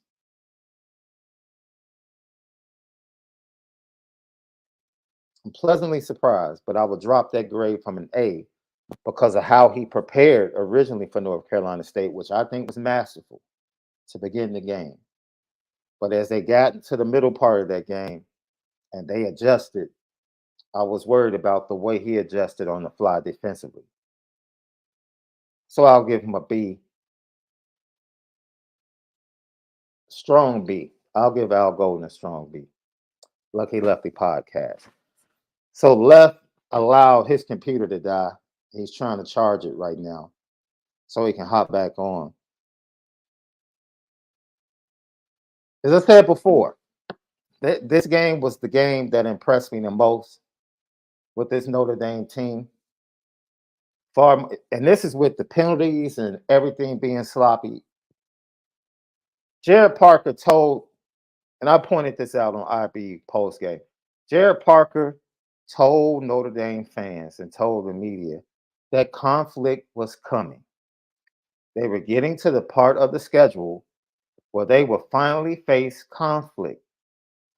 I don't know what you expect from a football team. If you expect perfection, then you might want to take a step back and reconsider your fandom. If you expected this offensive line to be perfect against North Carolina State, I think your expectations were a little bit too high. If you expected this offensive line to come out early against North Carolina State and bulldoze North Carolina State, I think your expectations were a little bit too high. 32 carries, 197 yards.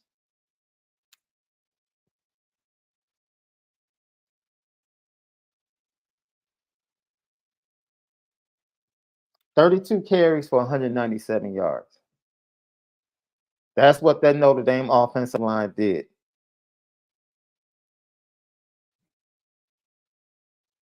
Including penalties, sloppy play, missed assignments. Sam Hartman was sacked 4 times. Put the ball on the carpet twice.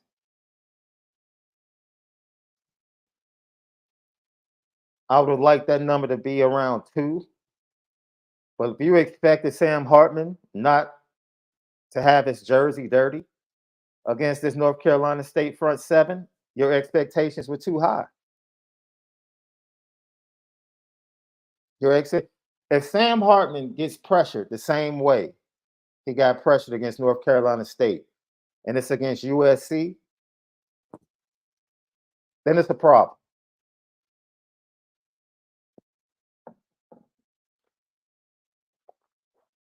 By all means, it's a problem in my opinion.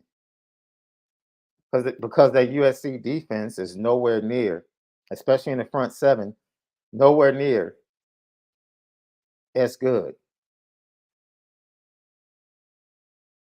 And they got the best player back off the edge. Van was incredible for North Carolina State. Oh, okay, sorry. He was absolutely incredible for North Carolina State in his return. Who, 11? Who you talking? Yeah. No, not 11. The Van kid, the defensive end. He didn't play against Connecticut. He was the best player on the defensive line. You knew they were getting him back. So we talk about expectations all the time, Left, and how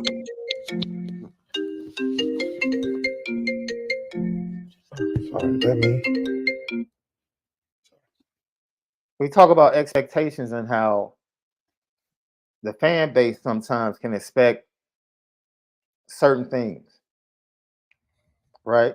Like they expect the offensive line to be flawless. They expect the offensive line to just come out and just dominate from the jump. That doesn't happen, especially when you face other good teams defensively.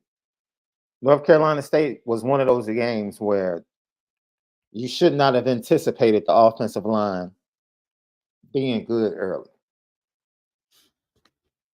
But Yeah. at the end of the day, Notre Dame had 32 carries for 197 yards on the ground. I mean, with the sloppy Hey. play and the penalties, they basically put up 200 yards on the ground. Now, Yeah, the penalties had me worried a little bit. 10 and penalties. that's fine, but you get penalties. See, you know what happens when you play against lesser talent. You play against lesser talent, and then you step it up. Yeah. You have to get used to it because it's different. It's different, and you can't simulate that in practice. You can't simulate North Carolina State playing as fast and as aggressive as they played early in practice. You can't. Can't do it. You can't do it. So once you get punched in the mouth, it takes you a while to adjust to that as an offensive line. But once you do, now you can go play. Yeah, and I think it's just a summation of being prepared too. I mean, I think these guys, what JD Bertrand was talking about in the Fiesta Bowl about guys locking in on their jobs and the coaches are providing everything that they need to win. This is the actualization of it coming true. Guys are actually preparing how the coaches are instructing them. And we knew it'd take a little time, but it's good to see in year 2 they can make those strides ASAP.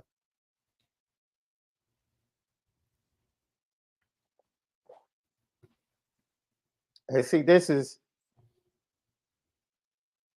I don't do this. I know some people do this. When you look at total yardage, and then you say, well, 80 of those yards came on one play. Who cares? Yeah, who cares? It's if you have a bunch of yards and you don't have the points, like a Yeah, but Clemson. see, this is the point. You say that like that 80 yards was all Aldrich estimate. The old line is part of the 80. So what are we talking about? I mean, he ran Like on air for they 60 got other yards. 80 yards was on that one play. Yes. That the offensive line opened up a tremendous hole. And he The only barely got time, touched. yeah, exactly. And you only count those yards as empty calorie yards when you have a bunch of yards and no points or nothing to answer for. So what is 80 yards on one play, but that 80 yards resulted in a touchdown, which resulted in points that were a part of the 40-point effort that you had. So the consistency obviously is there because you have to, in order to score 40 points, you have to do a great job of not beating yourself with penalties. Yes. You have to do a great job of executing when the defense gives it to you and also be able to be a threat the entire time. It's not like we scored 45 in the first quarter. We continued to score throughout the game, which shows an honest effort of guys are locked in. And And see, it's this not easy makes to do. this dude consistency in the run game. What are we talking about? We had consistency in the Well, run see, game this is because my we had point. 3 If touchdowns Notre Dame, on dump off tight end, like easy little, like you could have threw it. You could have threw the see, touchdown because because the run game why? was so Because consistent. the run game after the 80-yard touchdown woke up. Like, what are we talking about? How many easy walk-in touchdowns did Holden States have yesterday? Fans Just expectations are just they out of whack, bro. They're out of whack. They ran for 200 yards against one of the best defenses in the nation. You want to talk about consistency?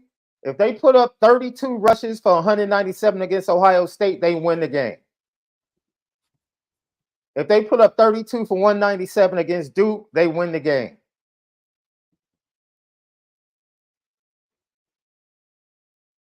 You want to talk about consistency? They're consistent enough on the O-line that every week Aldrich Estime is writing down, I want a 50-yarder this week, and he gets it. Oh, I want a 60-yarder against Tennessee State, and he gets it. Oh, I want to beat the 60-yarder against North Carolina State, and he gets an 80-yarder. Who is he doing it behind? He's doing it behind the offensive line. Like, what are we talking about? As you say, Left, people are so spoiled, they don't understand what true O-line, they don't understand what true O-line play is. O-line play is, at the end of the game, how many yards have you gained?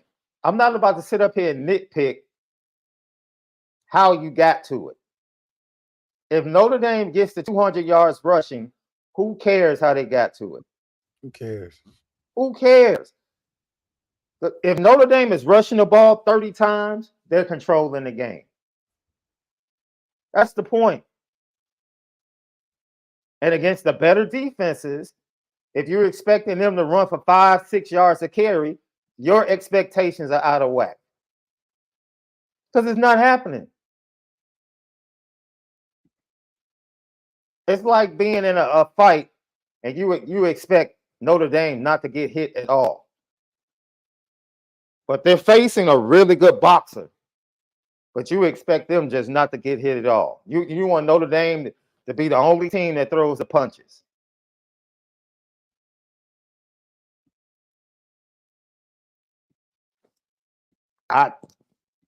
Okay, you take that away, they averaged under 4 yards a carry on the day. Just barely under 4 yards a carry.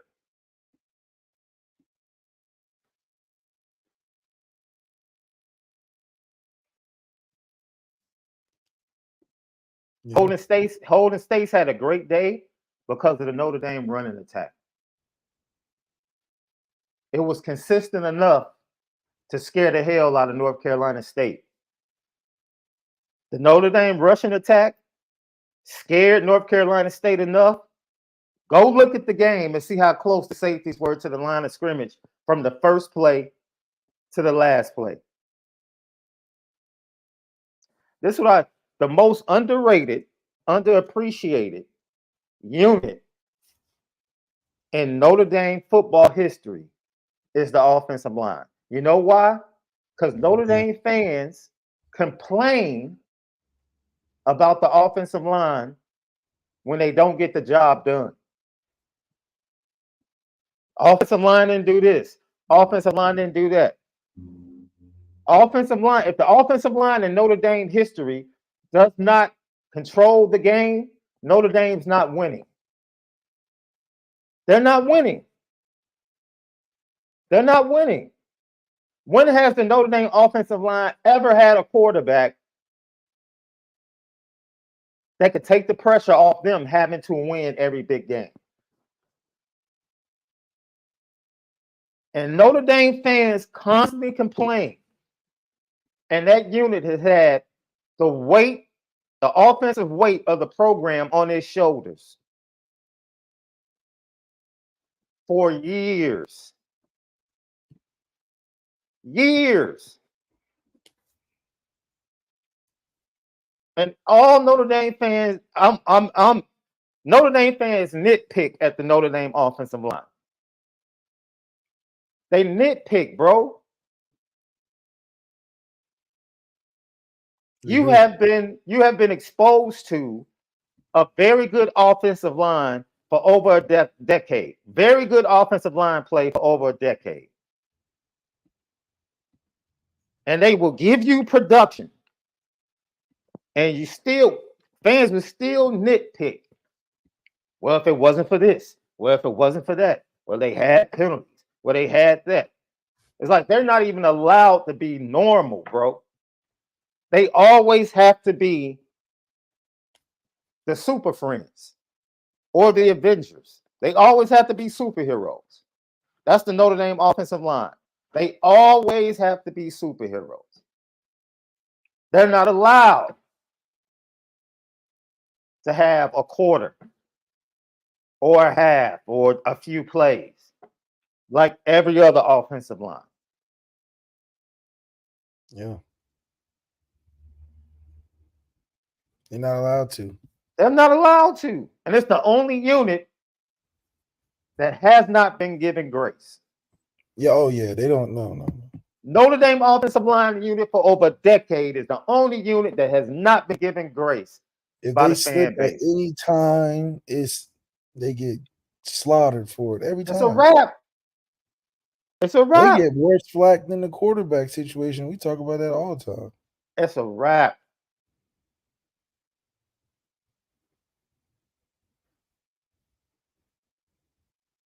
It's a wrap. If I told you before the game that Notre Dame's offensive line Notre Dame was going to run for 197 yards on the ground, and I didn't tell you how it happened, everybody in this chat would have said Notre Dame's winning the game. Yeah. No one in this chat would have been like, that's it? 197 against this North Carolina State defense? No, man, we need like 250.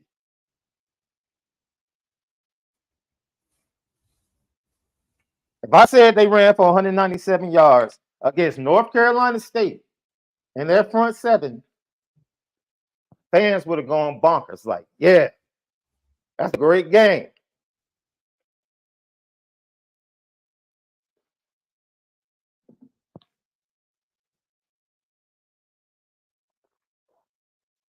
What are we really talking about? Yeah, what are we talking about? Let me clue you in. Let's simulate this season. Let's simulate past. If we were NCAA, we're simulating that Central Michigan game.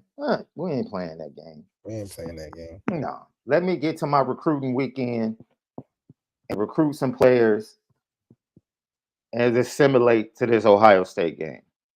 People, Ohio State has 4 first, second round picks in their defensive front seven. Ohio State is going to make plays against Notre Dame's offense. Sam Hartman is going to be sacked against Ohio State. A couple times. The running backs are going to get hit in the backfield against Ohio State. Notre Dame is going to get a holding call. Maybe a false start. The Hall kid is going to probably make Pat Coogan look crazy more than once. These things are going to happen. So when they happen, don't get all frazzled. Oh my God, what's going on? It's football. It's competition. That's what it is. The offensive line is not perfect. They're not going to be perfect. Thank God Joe Alt got a penalty on Saturday, so you can take the thoughts of perfection off him as well. He can make mistakes too. Thank God it happened on Saturday so the fan base could see it.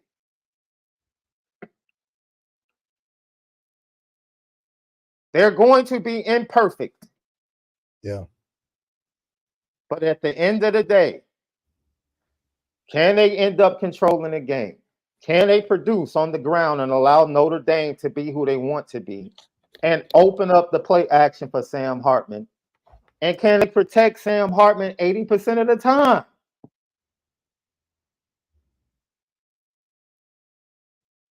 I have it right here, left. Remember I told you how many times Justin Fields was pressured or dropbacks? The pressure rate on Sam Hartman on Saturday was 28% left. Yeah, you're not gonna see that much unless they 28%. sounds Justin about Fields right. got pressured 60% of the time, bro. Do we really want to talk about offensive line play?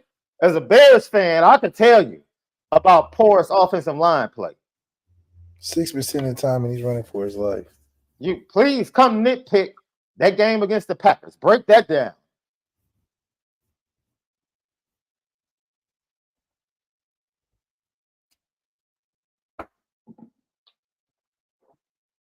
I just don't know what else, man. I don't know what else to say, man.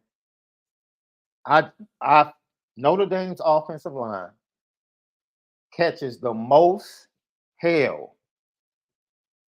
from a fan base.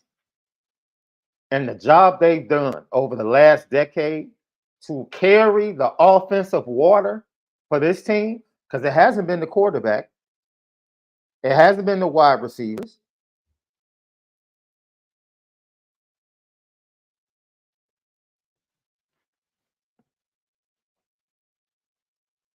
And it's crazy sometimes what fans expect from an offensive line. It's almost like I was a huge Floyd Mayweather fan, bro. Huge.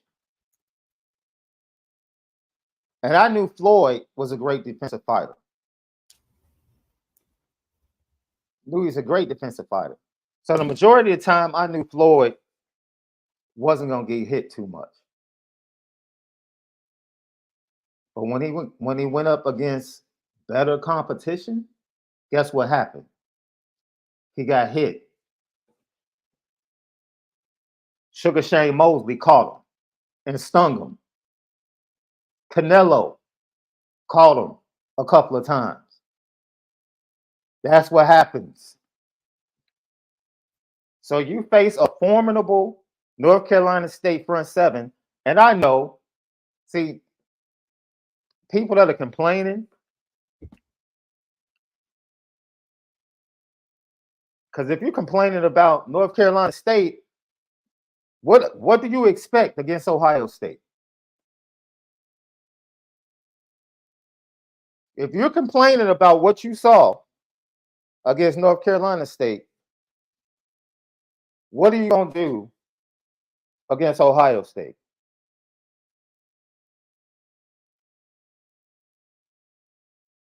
If you see 7 penalties, 3-4 sacks, and whatever, you're going to complain again if they get the dub? I'm just confused. You don't get 45 points in inclement weather without the offensive line controlling the game.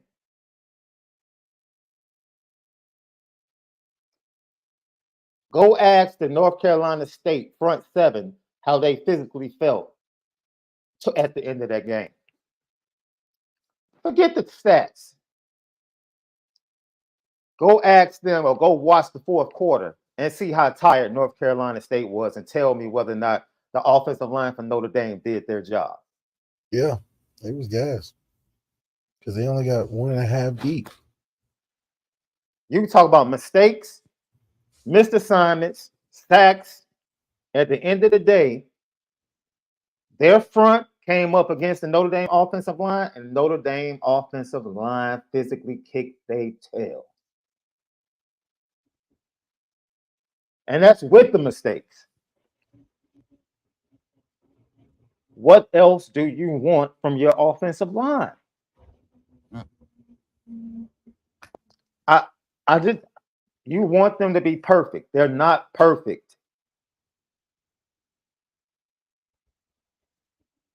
They're not perfect.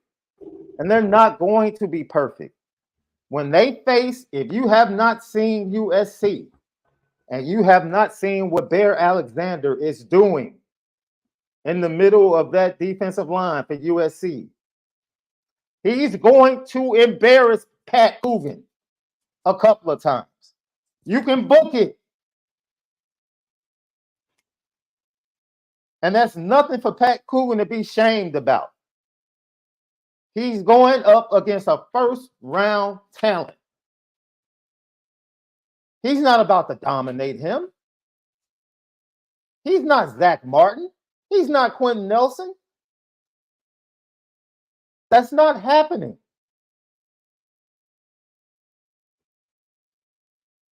And right now, at this point in time, we don't have anybody on the interior that's going to be able to handle him on a play-by-play situation. He's going to make plays.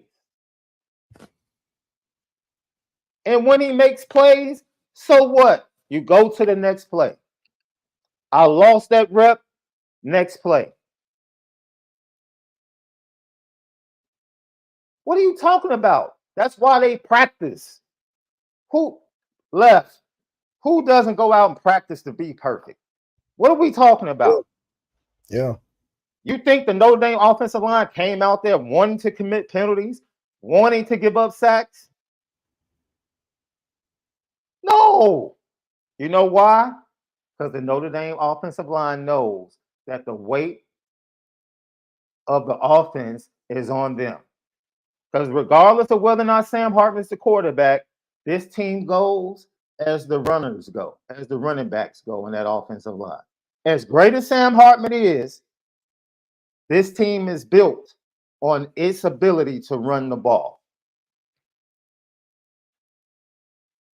That's why Sam Hartman was cool, calm, and collected, because he knew that offensive line eventually was going to start making hay against North Carolina State.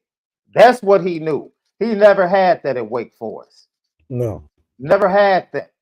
But he knew he had it on this past Saturday. He knew he had it. It's just a matter of time for we heat up and you boys are in trouble. Just a matter of time. And they heat up on them boys. And then it's just a really good feeling to know that you have unlimited chances with the resources you have to score. You're going to have an answer. We have unlimited counters, unlimited answers to give us a chance. And it just comes down to executing it. And that's where Sam Hartman is, where we love the most, is that he can execute all of these options. And that's why Notre Dame's in a good spot right now. Absolutely. And you keep digging a deeper hole. You are complaining. You are complaining. Because now you're inferring, just because you're implying that their mistakes means that they're not practicing hard. What are you talking about? I don't care how hard they practice.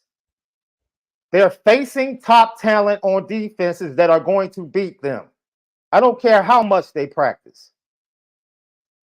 You keep missing the concept because you think perfect practice means you can't be beat. You think Errol Spence didn't train hard when Terrence Crawford whipped his butt? Errol Spence trained his butt off and got whooped. Why? Because the dude in front of him was just better on that day. That's competition. I don't have to ask Malik about coaching. I've been a competitor, multiple sports. I know what it is to practice the right way every day and to go out there and just face a dude that's throwing 95 with a split finger in high school. I know what it is. There is no type of practicing that could prepare you for that in high school. None. None. There is no amount of practice that's going to prepare Pat Coogan from Bear Alexander hitting him in the chest and Pat Coogan saying, "Oh, damn." Yeah, I mean, that's different. There's nobody on Notre Dame's defensive front can simulate that for him. Nobody. And he's going to get beat. The offensive line is going to get beat. And when they get beat, If you can't sit there and say, dang, so this is the problem. If you can't sit there and say, dang, that was a heck of a move by Bear Alexander. Dang, that was a heck of a pass rush by Hall. Dang, that was a heck of a play. You know what the first thing Notre Dame fans say?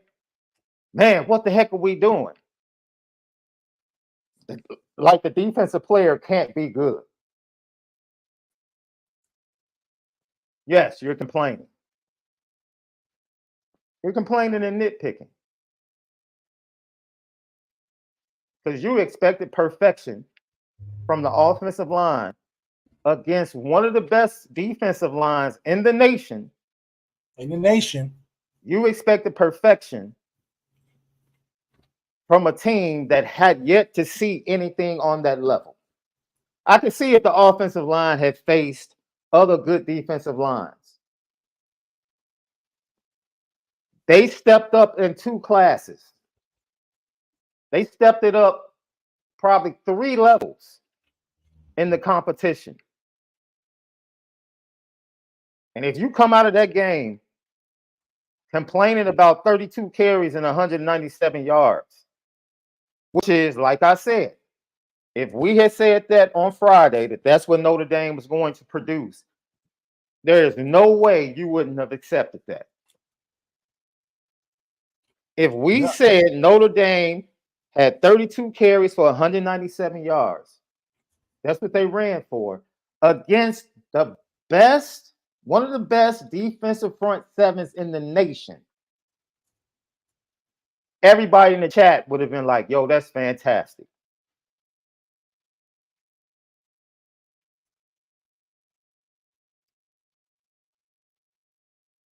So if we said it on Friday and you would have been pleased with it, don't sit here today and nitpick, oh, 80 of the yards came on 1 carry. Does the offensive line not get credit for that 80-yard run? Because it's totally different.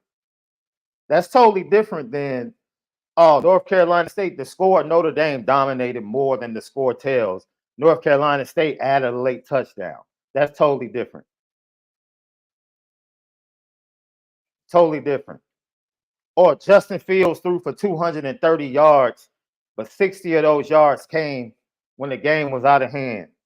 That's totally different than 80 of those yards came on 1 play. Yeah, because of the offensive line. Because of the offensive line. You can't detach that. That 80-yard run is part of the total, which leads to the consistency. Notre Dame is consistently running for 200 yards against good defenses as it stands right now. What is it to complain about? We want to nitpick as if they came out there and each individual wanted to make the mistakes they made. And like they weren't in film with Joe Rudolph yesterday, correcting mistakes. What are we talking about? I feel sad for the Notre Dame offensive line, bro. They are nitpicked. They are blamed. And no other offensive line in college football has the weight of offensive success that the Notre Dame offensive line has had. None. Not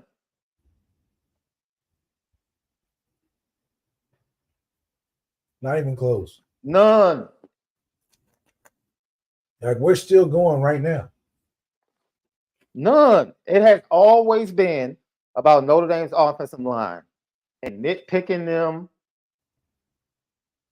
complaining. They put up, even though they put up numbers, complaining about what happened, what they didn't do. That's it. Meanwhile, Bryce Young for the last 2 years was running for his life and having to be Mr. Magic.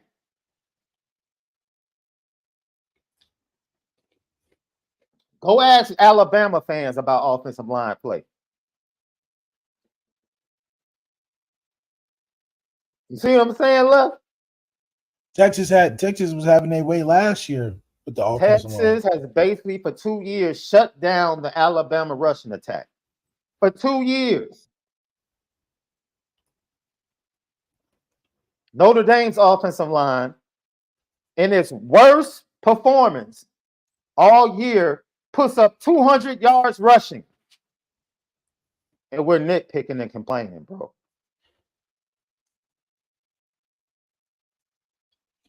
They put up 45 points because you know Notre Dame's not putting up the 45 points without the offensive line. Without it. It's not happening. Nitpicking and complaining, boy.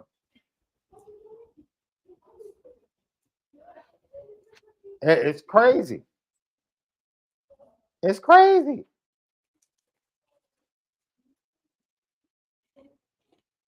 Sam Hartman, 15 of 24, 286 yards. 12 yards per attempt. Second most efficient quarterback in all of college football. He had 4 touchdowns on Saturday. How much credit goes to the offensive line for that, Left? 0. In terms of who's giving them the credit is 0. But the offensive line deserves 100% of the credit for the work. But they're not going to be like the offensive line is. They're going to be like Jeremiah Love or Audrey Estime. Man, look. I just went on my soapbox to the offensive line that quick, man, because I feel like people are just totally unfair and have been unfair for years to the Notre Dame offensive line.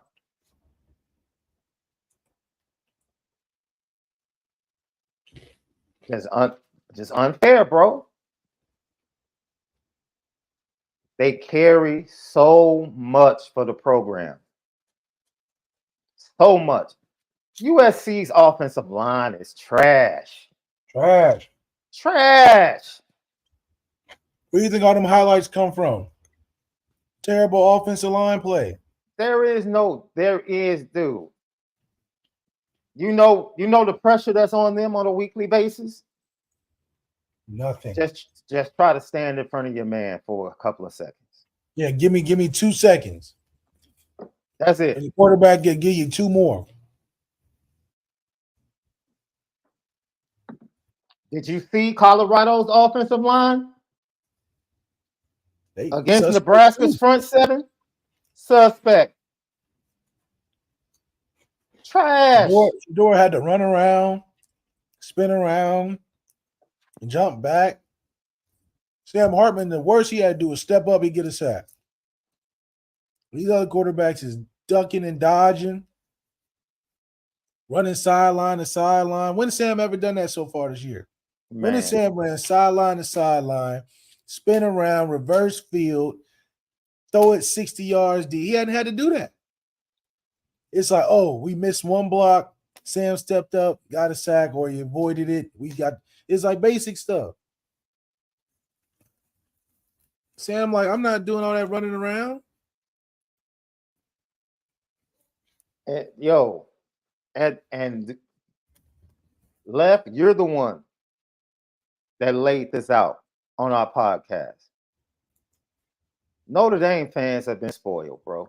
We really don't know what bad offensive line play is. Yeah. We don't. Not bad offensive line play. We know because offensive line play at Notre Dame has been exemplary for a long time. Long time. A long time. So anything we really say, and I'm not saying if you want to point out, I said it this weekend. Blake Fisher has been inconsistent. I said that. Blake Fisher needs to be better. Joe Alt was fantastic, but I'm so happy the fan base got to see that Joe Alt is not perfect. Because the fan base act like he's perfect.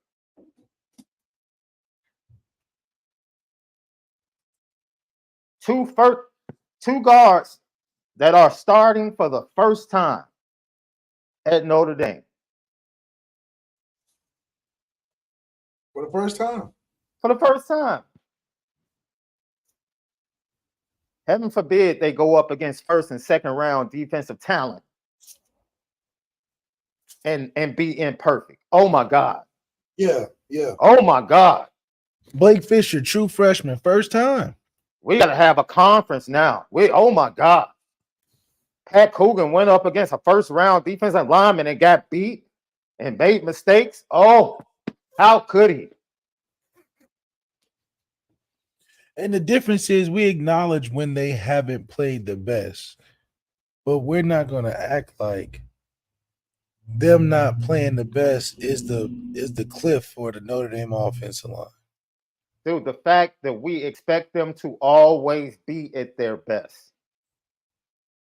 If Notre Dame fans would tell the truth, they nitpick the offensive line in Notre Dame more than any other position. They expect more from the Notre Dame offensive line than any other position.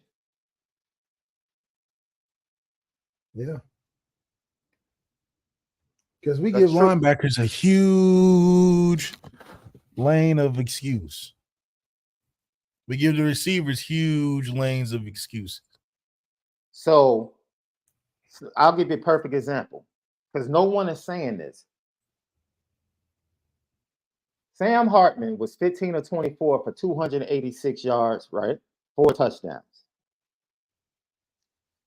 Nobody in the chat all day has said, oh, Sam Hartman threw for 280, but 60 of those yards came on one play. Nobody said that all day. Nope. No one. No one's nitpicking Sam Hartman.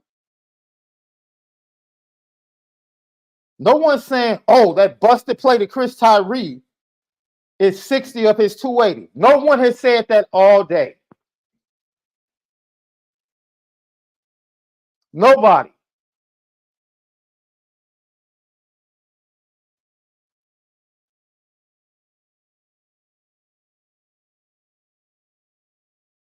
That wasn't like a perfect read from Sam Hartman. It was a busted play where the defender pushed Chris Tyree out of bounds and forgot he was behind him.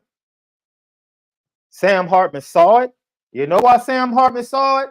Because the offensive line gave him time to throw. He had all day to throw. But nobody's saying you take that away from Sam Hartman's stats.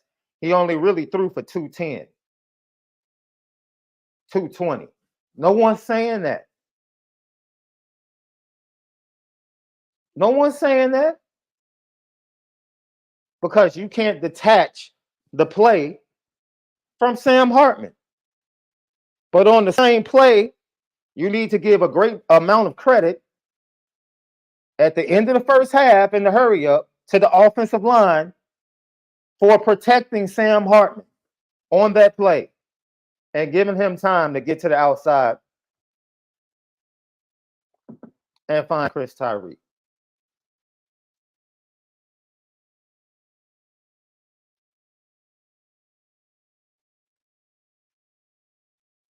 And I don't mind. Look, if there's some, hey, that's up to Joe Rudolph.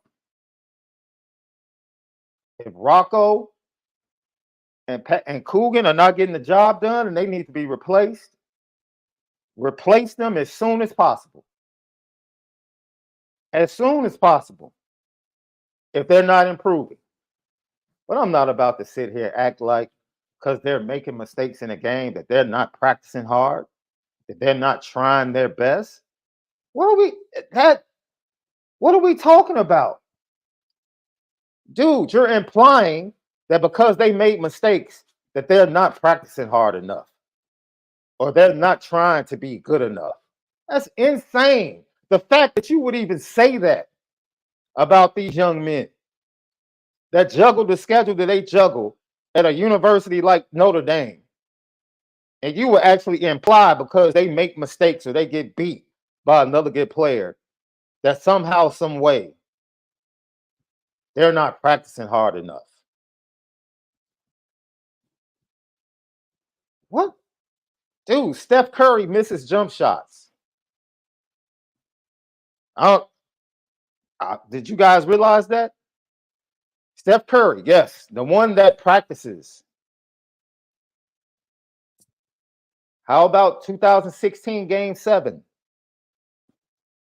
The great Steph Curry, one of the worst fourth quarter performances ever. I guess he didn't practice enough. He wasn't trying to be perfect. He didn't do what he needed to do. The greatest shooter ever had 5 turnovers and 1 for 9 in the fourth quarter. While the opposing point guard that hit the winning three-pointer in his face gave him his lunch in the fourth quarter. Oh,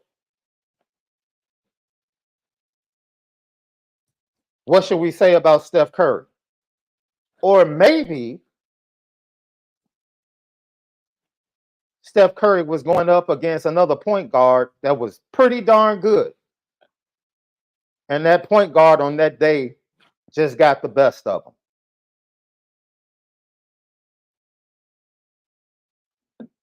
You did say those things.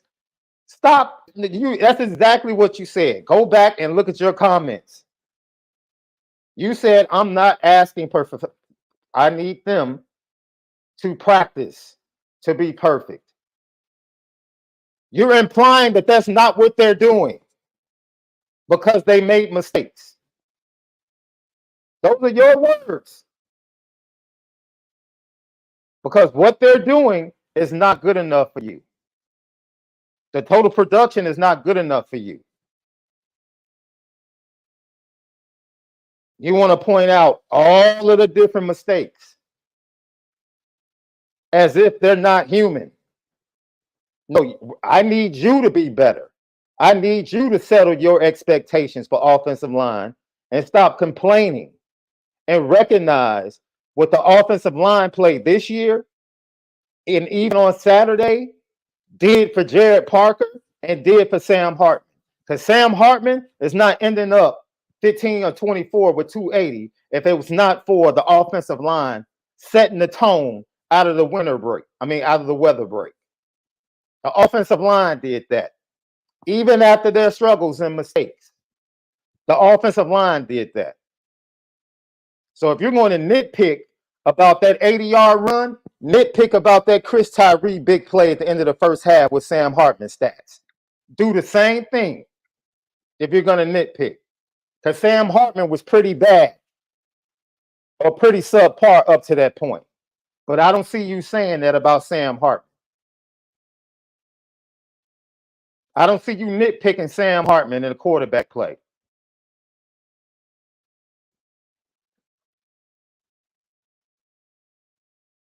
Dude, you don't tell, I'm not a coach. I don't need to understand how coaching works. Why do you keep talking about coaching? Obviously, you're not an athlete and you don't understand how competition works. I don't care how well the Notre Dame offensive line coaches coach them up. They're going to get beat when they face other good players. I need to get that through your head. Coaching does not stop you from getting beat by other good players. It's called competition. Saturday was not a coaching problem. Saturday was Notre Dame's offensive line facing 3 levels better than what they've seen defensively and having to get used to it. They had not faced great defensive players at that level all year. And it took them a while to get used to it. And once they got used to it, they were successful. That has nothing to do with coaching. That's mano a mano competition. So while you keep talking all this coaching talk, which has absolutely nothing to do with competition, once again, is it Steve? You keep digging your hole deeper. So now let's blame Steve Kerr for how poorly Steph Curry performed in that fourth quarter against the Cavaliers. Let's go blame the Giants offensive line coach for how poorly Andrew Thomas was last night against Micah Parsons? Or should we just say, God dog it, that Micah Parsons is amazing? Is it so bad that you can, it's that bad that you can't give credit to the players on the defensive line for North Carolina State? You've yet to give credit to North Carolina State's defensive line for what they were able to do early in that game. You've yet to give credit. You've nitpicked the offensive line. You didn't nitpick Sam Hartman for the 60-yarder at the end of the half in his stats. But you fail to give credit to the good players on North Carolina State. All you want to do is complain about the offensive line.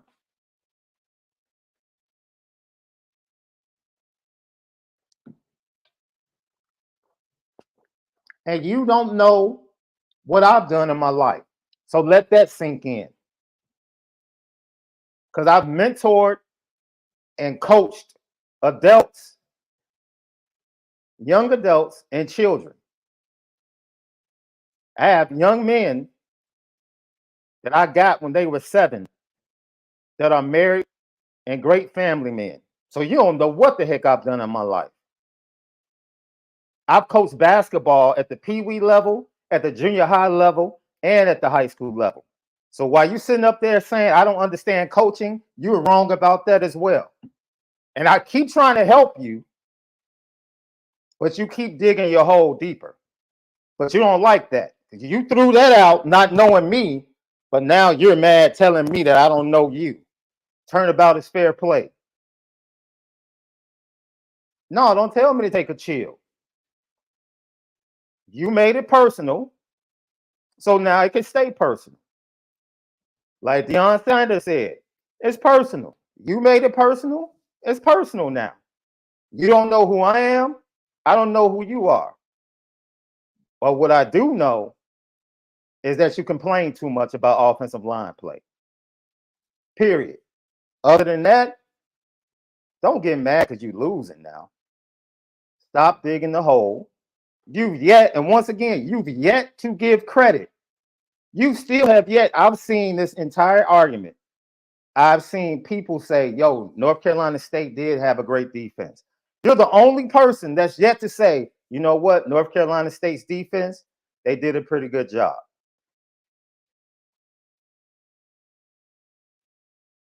If you don't need any help, like they said in the chat, bounce. We welcome all opinions. All opinions. But when you make an opinion, your opinion is open to be talked about. And you act like Malik wasn't next to me saying the same thing. But yet still you want to use Malik as a reference. Like ask Malik. Malik is right next to me saying the same thing as a former player. A former Notre Dame player just said, yes, the offensive line is noted at Notre Dame gets picked on too much. So you want to bring all the energy to me, give the same energy to Malik. Because he played the game. He coaches the game, and he just echoed the same thing I said that you're arguing against, but you have absolutely nothing to say to Malik. Nothing. You have nothing to say to Malik. Nothing. Nothing. And you think I'm a soft target because you thought I knew nothing about coaching. You thought I was a soft target for your point. When Malik agreed with everything I said, which countered the foolishness you were saying. But you don't have any energy for Malik, do you? None. None. And I stand on it 10 toes down. Notre Dame's offensive line play, when it comes to the Notre Dame fan base, is over-critiqued, nitpicked, whined, and complained about more than any other unit.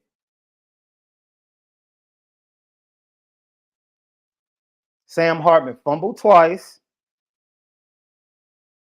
67 of the yards he had came on one broken play. You haven't said a word. You're just going about the day like Sam Hartman was wonderful. He put the ball on the ground twice, lost a fumble. Nothing. No critique of Sam Hartman. Nothing. But the O-line, oh my God. Oh my God, I can't believe we missed that. I can't believe we missed this. I can't believe we had the penalties. Oh, who cares about the 197 yards? 80 other yards came on one play.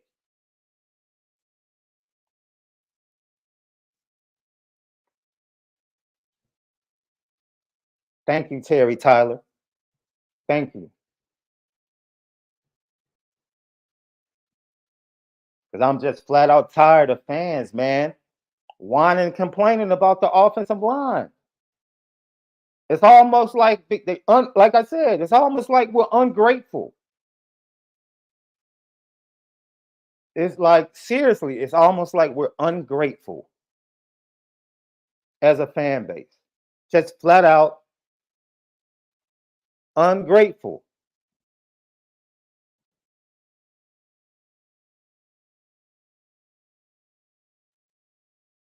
What are you talking about? I literally said, which shows me that you don't listen. I literally said Sunday, the offensive line and Joe Rudolph were in the film room looking at mistakes. Literally said that.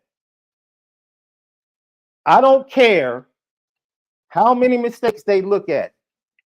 Ohio State's defensive line is going to make plays against them.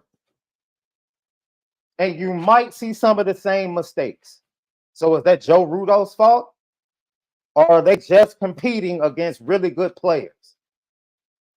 Stop trying to go to coaching. Because at the end of the day, that coach has nothing to do with dealing with the man that's in front of you when you get on the field. Because either you're good enough or you're not. Maybe you need to go switch your argument to that point. Maybe you need to talk about whether or not Coogan needs to be taken out.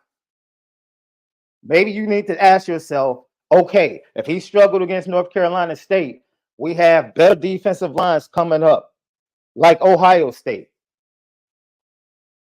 Is it something that he can just fix? Or is it something physically that we might need somebody that's better to step in and play that position?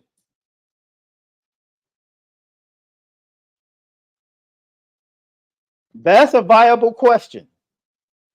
That's a real question. That's a question that I'm willing to say, all right, maybe Charles Jagusah needs to be given an opportunity. Maybe Billy Stroud needs to be given more of an opportunity. That's a real question based upon what happened Saturday.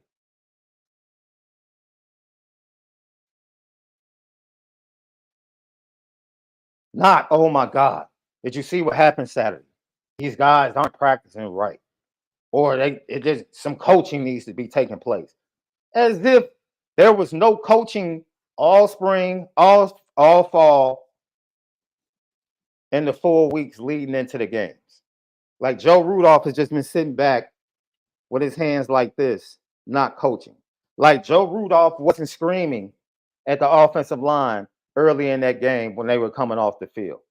Heck, Joe Rudolph was screaming at the offensive line against Tennessee State, and they dominated. Joe Rudolph, regardless of what's going on, good or bad, is coaching his tail off. Coaching his tail off.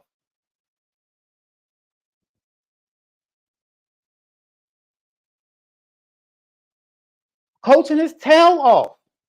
So what do you want?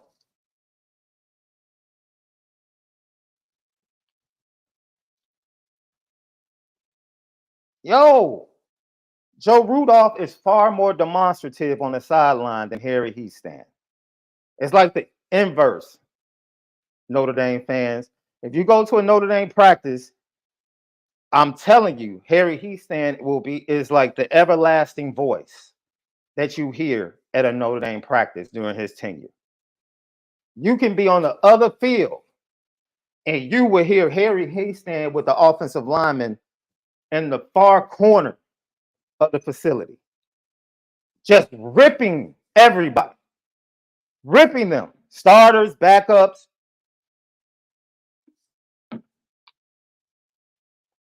You can't tell me Harry Heastand didn't coach his offensive lineman hard. And guess what? At times, his offensive line got beat. They just got beat. They faced good defenses, and they couldn't be as dominant as they were used to. Or they didn't have as high of an average per rush on that particular day than before. But Harry Heastand coached his butt off. There's not one offensive lineman that came through Notre Dame that could look Notre Dame fans in the face and say, I wasn't coached. That's why I didn't perform well on Saturday, because I wasn't coached. Or I didn't watch enough film. Or I didn't try to make up for my mistakes. No one can say that. Not one.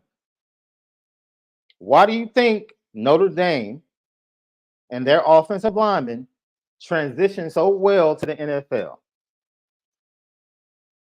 Because they've been coached at an extremely high level. And it's no different from Joe Rudolph. He's different. Went to practice. Joe Rudolph is quiet as a mouse. Joe Rudolph is quiet as a mouse, man. He's quiet as a mouse. You don't hear that much. He's coaching. He's walking up to the guys. Hey, Harry Heastand was coaching the running backs. That's how demonstrative he was in practices. Joe Rudolph, mild-mannered. Harry Heastand on Saturdays would just sit there with his chart and chart on the sideline. They would show Harry, and he would just chart.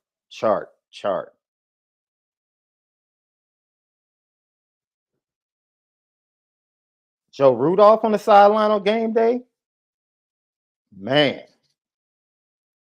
going hard in the paint at his lineman. Hard in the paint.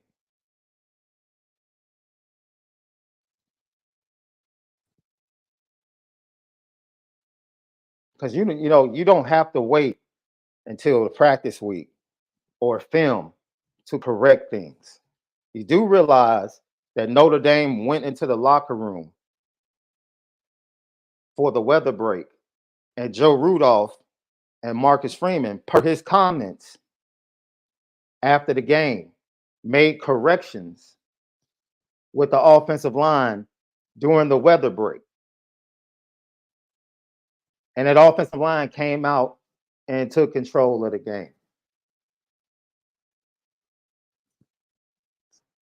So as a Notre Dame fan, I don't know what you want from your offensive line at Notre Dame. I don't know. Notre Dame's offensive line and their coaching has given you everything that they have. Everything that they have over the last decade. Everything.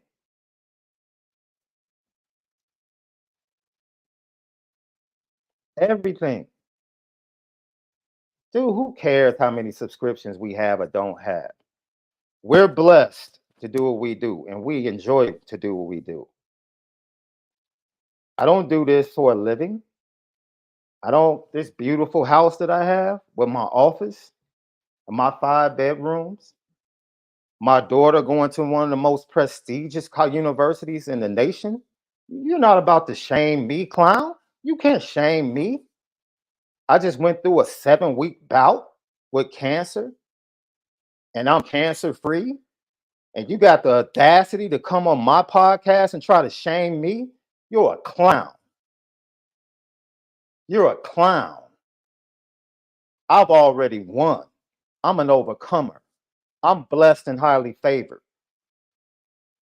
Worry about your own life, clown. What have you accomplished? Because my life is good and golden. I started this podcast to have fun, not to fund my life. My life is already funded. My daughter's life is already funded. You are a clown. You are a clown. Yes, you're a clown. You started the personal attacks, and now you're trying to continue the personal attack because your argument got shredded. Your argument got shredded, bro. And now you're trying to make it personal about me and the podcast. I'm at 3.8, about to get 4K. I'm winning. I'm winning. What are you doing? You're mad because your whole coaching argument got blasted. You lost. It's okay. Take the L. You're trying to take personal shots. There's nothing about my life that's not a W right now, bro. Nothing. So I don't know what you're doing right now. You're making yourself look stupid. That's what you're doing. No, I sound like a grown adult. How do I sound like a child? I'm giving thanks to God for my life and what I've overcome in my life. And I said I'm blessed to be able to do a podcast. And you think I sound like a child? You sound like the child, because it's the child that leaves the actual discussion that tries to make it personal. That's what you did. That's what you did. So don't get mad. You tried to make it personal. You tried to make the podcast look less than something. And then you got mad when I told you I was blessed. You make 3.8 sound like it's something to be ashamed about. Sorry. 3.8 and got other networks begging us to come with them. Sorry.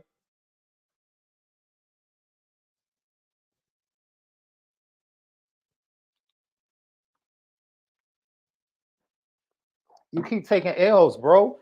People in the chat told you like 10 minutes ago to bounce. And yet you're still here. What's your next counter? You lost it. You lost the debate about coaching. You lost that debate about the offensive line. You're losing this one trying to make it personal about the podcast.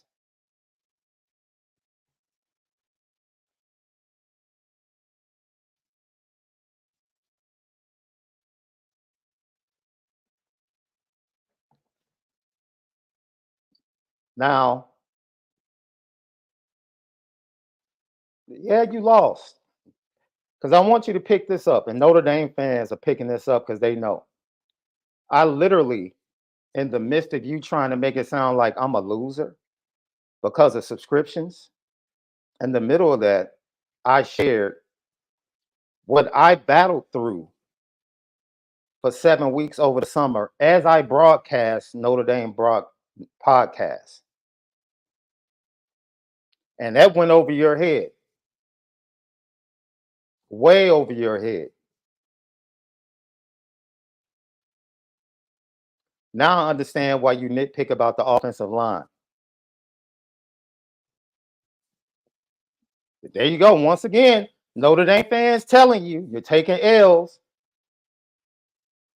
You need to lead a chat. They told you that 10 minutes ago.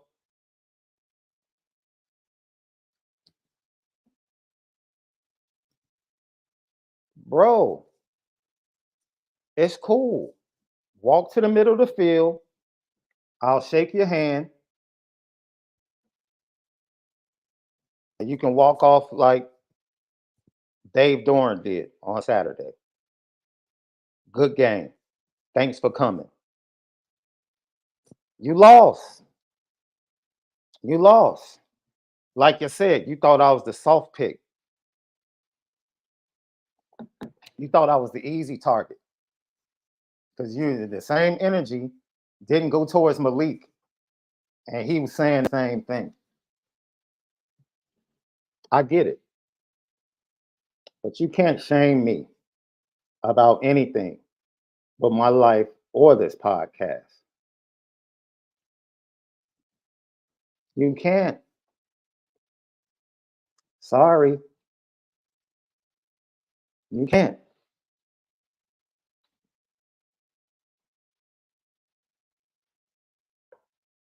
A heart attack? From who? Not you. Your value is nowhere near heart attack level. But you be blessed. You be blessed. You have a good day and make sure you spend it different. Please spend it different. And we welcome you back, but spend it different. Don't come with those lame arguments and complaints like you came with today. You're going to take another L. If you go to Irish Breakdown with that same complaint, you're probably going to take another L. If you go to the IB message board with that same foolishness, you're probably going to take another L. So my advice to you, stop taking L's. I've never seen Irish fans, we're going to talk about the CFB weekend in a second. I've never seen a Notre Dame fan get upset about me telling him to appreciate what Notre Dame players have actually done. He actually got upset about me and doubled down because I said, yo, the Notre Dame offensive line over the last decade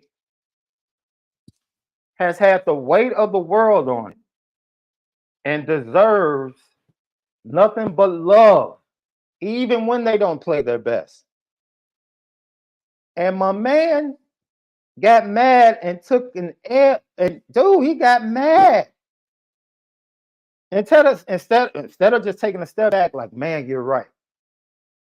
You know what? In the grand scheme of things, you look across college football, you look at other offensive lines, you look at what they've been able to do and what they've done this year and what they did the second half of that game. You know what? Yeah. I feel pretty good about the offensive line moving forward and what they can do. But no. They want to double down.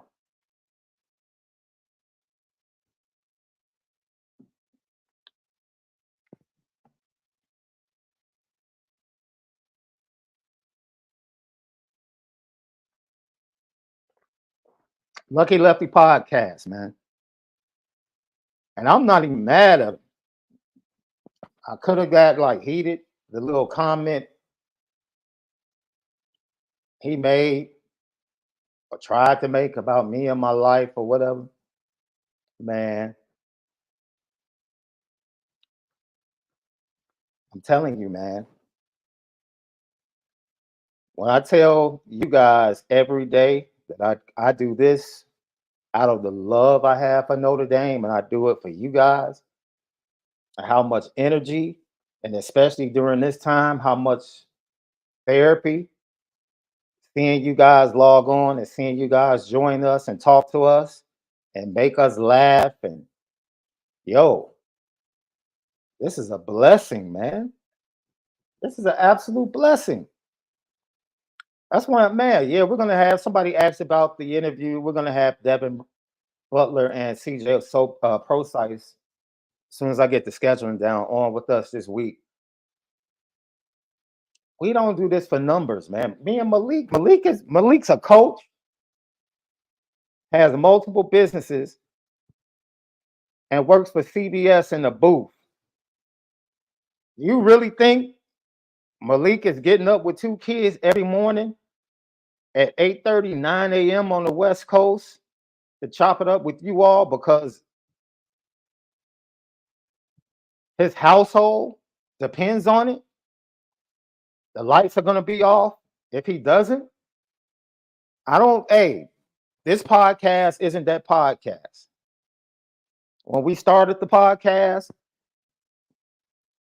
that wasn't the purpose of it. We wanted a forum that fit us, our brotherhood, our relationship, and how we talk to each other and have fun with each other. And we wanted Notre Dame fans to be a part of it.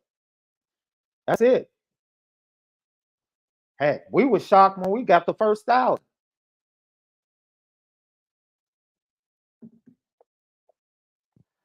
When we got to 2,000, I shouted around the house. Heck, when we got to 3,000, it was like, yo, they really rock with us, bro. Then we got to 3.8. Schedules were crazy. We couldn't even be consistent this summer because of me and what I was going through. My partner on the West Coast praying for me, getting his grandmother to pray for me, sending me remedies, sending me stuff to eat to help with my battle.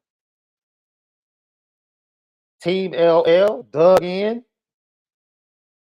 supporting me along with my immediate family, not knowing if we were going to be able to do a show because of my energy or because of my voice. You think we went through all that for money? We hopped on to do shows. I hopped on to do shows for the love of Notre Dame and the fan base.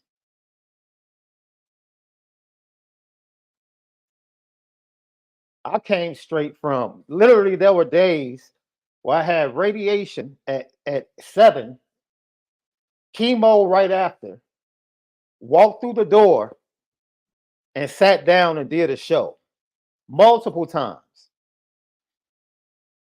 Because I love Notre Dame. I love LL. I love the fans. I love what you guys say in the chat to us and to each other each and every day. Are you kidding me?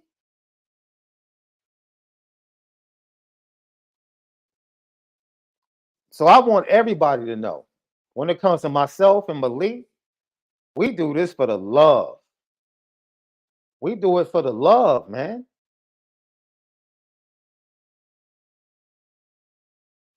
Through everything we've been through, with his schedule, my schedule, things going on his side, with his family, my side, we do it for the love.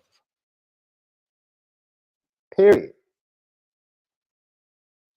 So there's no way anyone could ever shame us, whether it was 1,000, 2,000, 3,000, or where we currently sit at 3.8. You can't shame us. You know why? Because our expectation was to come in and talk Notre Dame in a totally different way than anybody else does it. No charts, no heavy stats, no heavy analytics, no big film breakdown, which Malik is very capable of doing, and I'm capable of doing.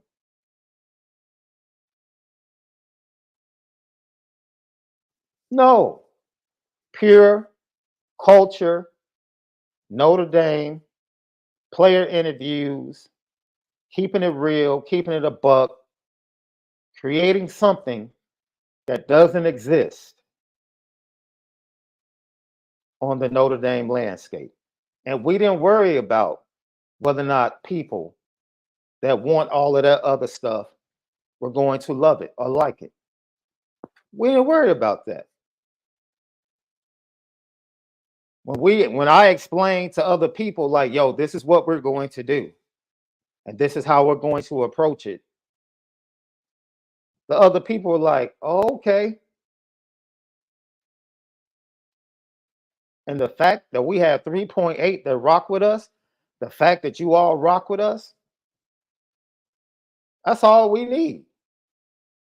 we're not like anybody else. God bless those that have 1,000 watching, 700 watching, 500 watching. God bless you. Nobody can do Notre Dame conversation like us, and we're comfortable with that. Nobody can rock Notre Dame topics like us, the way we do it. And we're comfortable with that. We're very comfortable in our skin. So those of you that are part of the 3.8, you're the stars because we're just having a conversation every day. That's it. We're just talking Notre Dame every day. That's it. That's it. So I mean it in all seriousness when I say we're winning. We're winning. That's it. We're winning. Heck, all of us win because we have so many outlets that talk Notre Dame. You can basically go get whatever you want. It's like having a great music collection on vinyl with all types of genres. Who else can give you that besides a Notre Dame football brand? That's what makes Notre Dame great. That's what makes us great.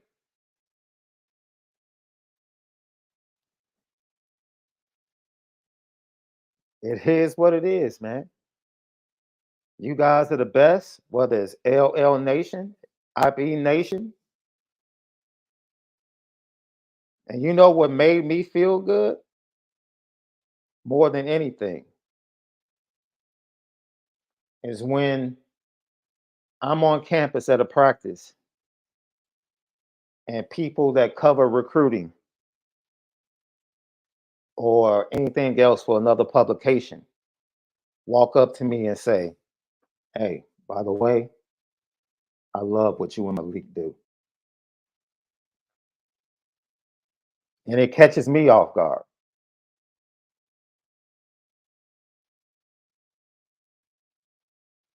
That's it. Because we're going to keep doing what we do, baby.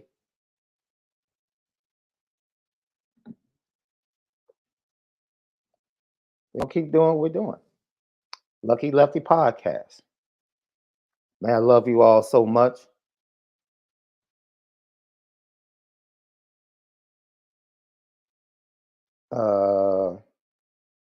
Yeah, let's talk. Let's start with Texas. And man, this is the first time we're almost at man, that's a 3-hour show. Man, this is the longest show in Lucky Lefty history. Left had to step away and get ready to go prepare for practice. If you have questions or comments, we're about to chop it up about 10 or 15 more minutes. I wasn't shocked Saturday night. I really thought the Alabama defense, from what I had heard, would be a little bit more dominant. I'm shocked because Dallas Turner jumped on the scene as a true freshman. Remember that? Towards the end of that season into the playoffs. And he's kind of just leveled off, right? He really hasn't taken that next step to kind of fill in that Will Anderson hole with his departure to the NFL. I expected Bama's defense to be a little more dominant, but I have to give credit to Sark, Quinn Ewers, who has, man, you saw it in his interview after the game, how he's matured, how he gave credit to his maturity, to him taking his relationship with God more seriously. And you know, whether or not you're a believer or a Christian or whatever, just spirituality or whatever is your anchor or your focus in life, you know what it means for you or what it meant for you when you really locked in to whatever that was. Like whatever the principles were, when you really locked in and how it really just became a domino effect for your life. Just hearing him talk about that, he was already a pretty good quarterback Quinn Ewers is pretty good, man. He showed me a lot on Saturday night, especially from a leadership standpoint in that game. And Sark said he told his team, we're going to be aggressive all night. They really were. And they put the secondary for, well, really that entire defense in a bind. So tip of the cap to Sark. He has to follow it up because they did play Alabama tough last year. And then went on to lose some games in the Big 12. So that Texas team has to follow it up. But Xavier Worthy and which shows you this is the second straight year where Burton and name escapes me right now. You guys help me on the chat.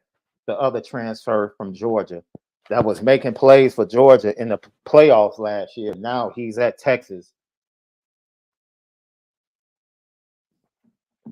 Matter of fact, he caught the winning touchdown against Ohio State in the final minutes of the semifinals, and then decided to transfer to Texas, which is it's amazing how Georgia, they lost Burton, who's the number one wide. Think about this. In the Alabama-Texas game, the best receiver on that night for Alabama, or their number one receiver, and the number one receiver for Texas on that night, both were at Georgia 2 years ago winning a championship. And they both won a championship and decided to transfer. How crazy is that? That speaks volumes for Georgia and what they recruit, AD Mitchell, what they recruit, what they develop, and their best can say, man, I want to go somewhere else. And they still end up having guys producing.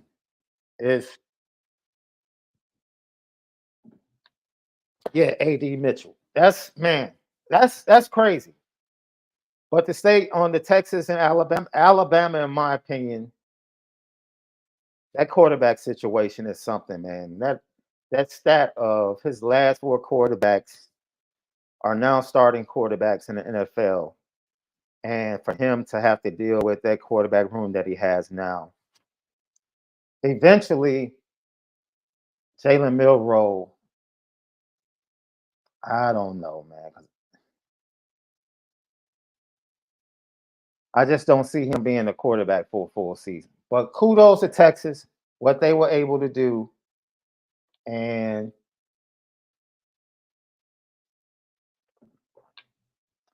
what they were able to do and how great they are. Absolutely. Kudos to Texas, what they were able to do and how great they are. Now let's go out to Boulder. I knew that it would be a challenge to Shilo Sanders in that offense because I watched that Nebraska-Minnesota game. And Nebraska basically gave that game away to Minnesota. They dominated Minnesota.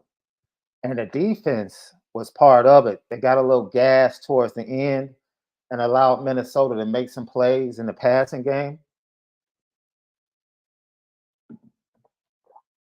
I mean, the throw and the catch on that big 4th down for Minnesota was absolutely amazing. So I knew that they would challenge the Colorado offense early. And I thought that Colorado might be in trouble if Nebraska could just be physical in the run game and put some points on the board and put them behind early.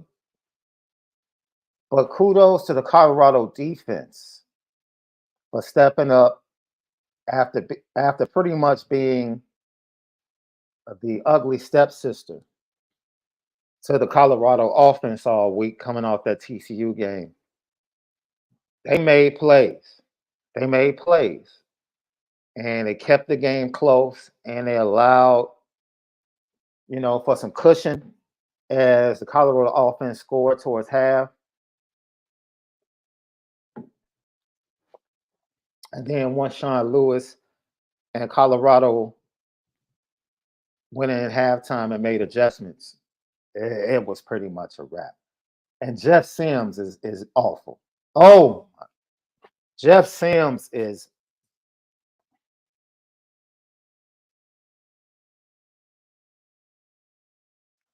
I don't know if I've watched anybody play worse court.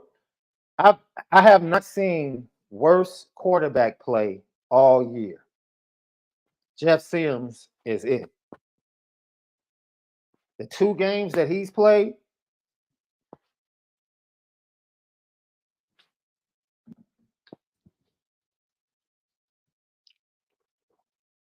Marvin, yes, they do. Now, let me ask you a question. Be honest with me, Notre Dame fans. Indulge me for a second. For one season, just one season, would you take Colorado's wide receiver core or would you take Notre Dame's wide receiver core? Just for one random season, which one would you take?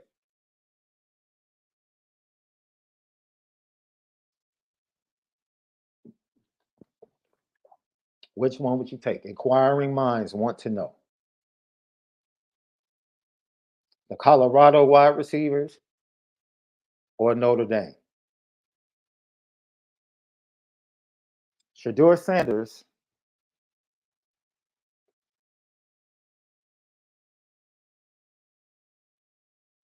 once again, what he did against TCU was amazing. But what he did against, and this goes back to, because man, we connect this to Notre Dame. I was more impressed with Shador on Saturday than I was against him against TCU. Because against TCU, everything was pretty much easy. He had protection. He was able to see the field. And the beautiful thing about his performance against TCU was, his poise, his arm, his accuracy, fitting throws into different spots. Early on Saturday, I saw him get beat up. I saw him struggle. I saw him have to deal with failure. And we got to see his response. That's impressive to me. It's very similar to what we saw from Notre Dame collectively on Saturday, and it's very similar to what we saw from certain positional groups with Notre Dame on Saturday. We saw the offensive line fail, did we not? We saw the offensive line deal with conflict, did we not? How did they respond? Notre Dame fans, how do you think they responded? We saw Jared Parker deal with failure, did we not? How did they respond? We saw Aldrich Estime deal with failure early in that game. How did he respond? That is a true measure of a team. That is a true measure of an individual. That shows what's at the core of you as a person, a man, a woman. That's when we find out who you are. Saturday, we found out who Shilo Sanders was. We really found out who he was. We got the shell cracked open a little bit. We got to see, okay, now this is what's up. We got to see who Notre Dame was Saturday. I'm thankful that North Carolina State provided that friction, that conflict, that competition. Heck yeah, we needed that before we got to Ohio State. So I appreciate Dave Doran and his Wolfpack.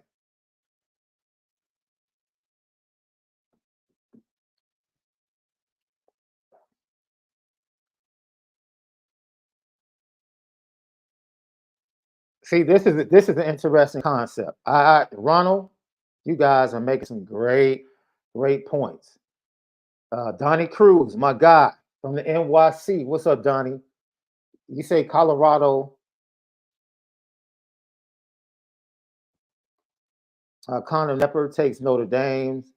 Ronald Todd says Colorado receivers because they have more speed. I would agree with that. They are more explosive collectively. Mike Nolan says this year, given depth, I like Notre Dame's wide receivers over Colorado. From a depth standpoint,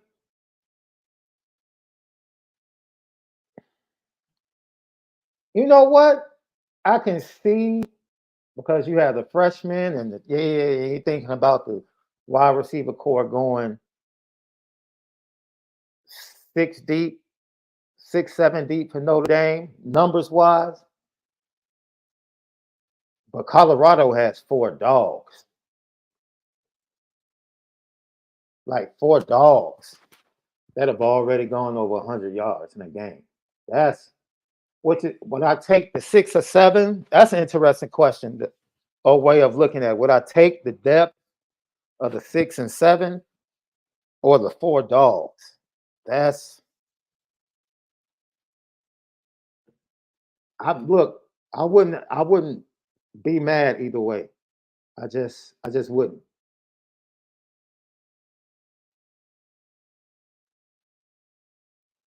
I wouldn't.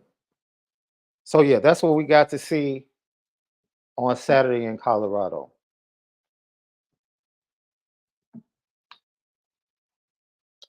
I don't know if you guys got a chance to stay up late and watch the San Diego State UCLA game.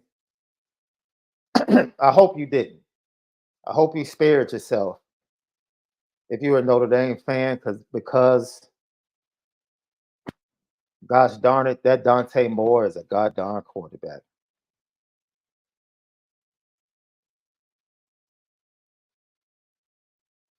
That darn Chip Kelly got him one. Man, he has him. He has one. He has one. And it was fun to watch the young man.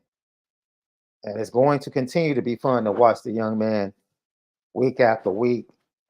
And eventually he's going to have his game where he faces the obstacles and the friction, and we get to see, eventually we'll get to see who he really is, which I think we all know who he really is, but man, would have been nice to have him.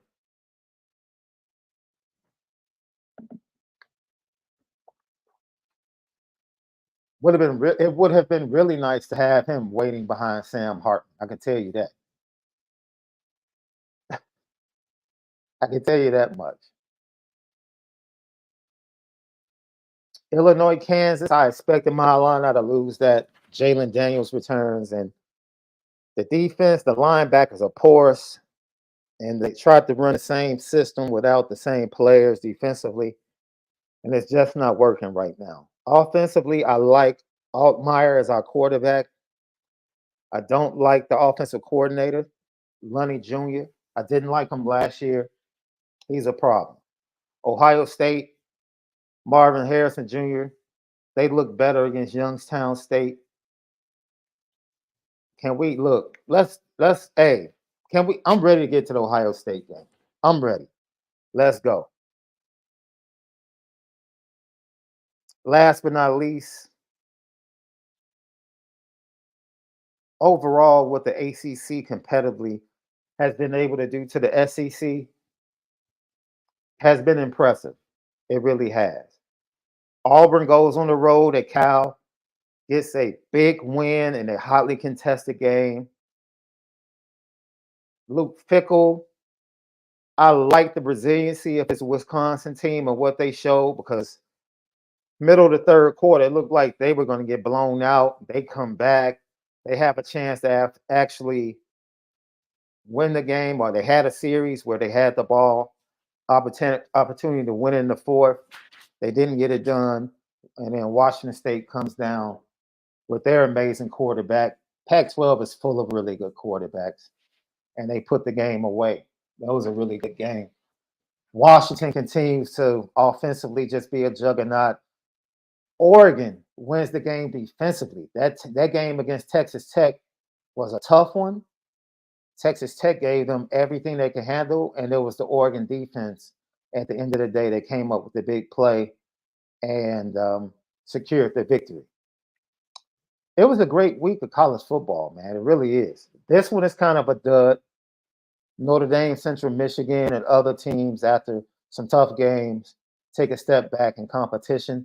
And then September 23rd is going to be a barn burn. Clemson, Florida State. Clemson had it rough early on, and then they kind of regained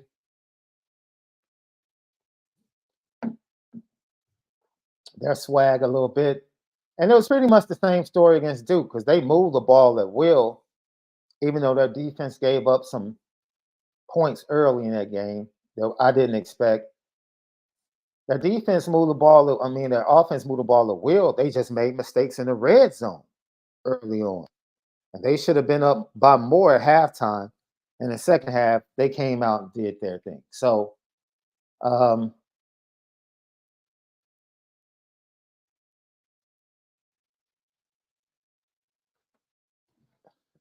yeah, you're right, Paulo.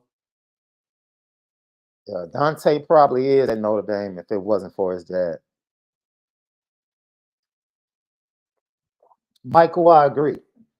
This is the best. The Pac-12 this year is going to be, and this last year is going to be pretty entertaining and amazing. Pretty entertaining, yeah, pretty entertaining and amazing. Let's see.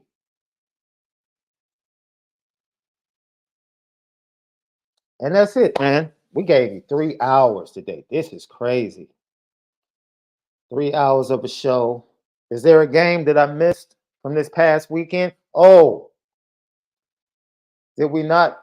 Malik told you last week, don't jump on that Jimbo Fisher, Texas A&M.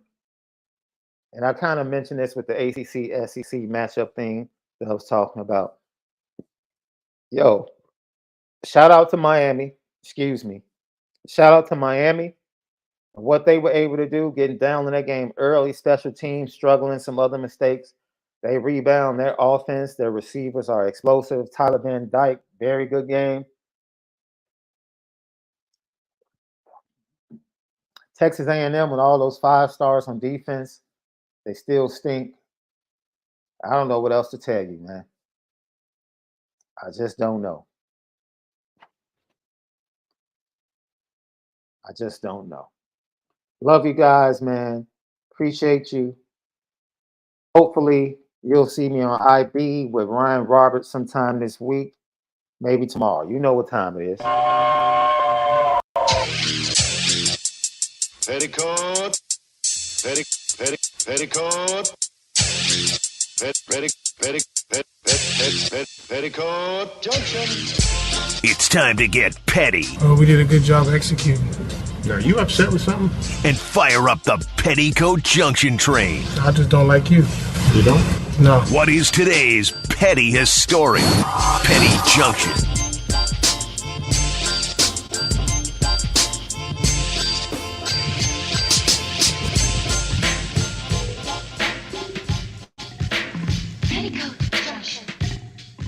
Petty Junction, Petty Story of the Day, brought to you by Onora Whiskey at NoraWhiskey.com, that premium American whiskey, OnoraWhiskey.com.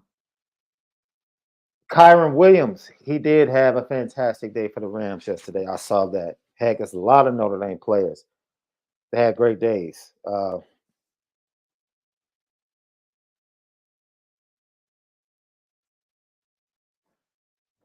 I think I want to put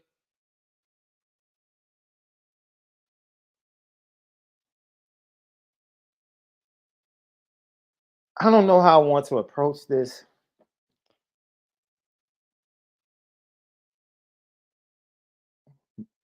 Athletes,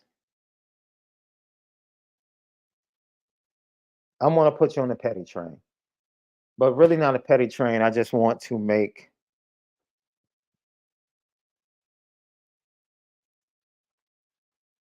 an appeal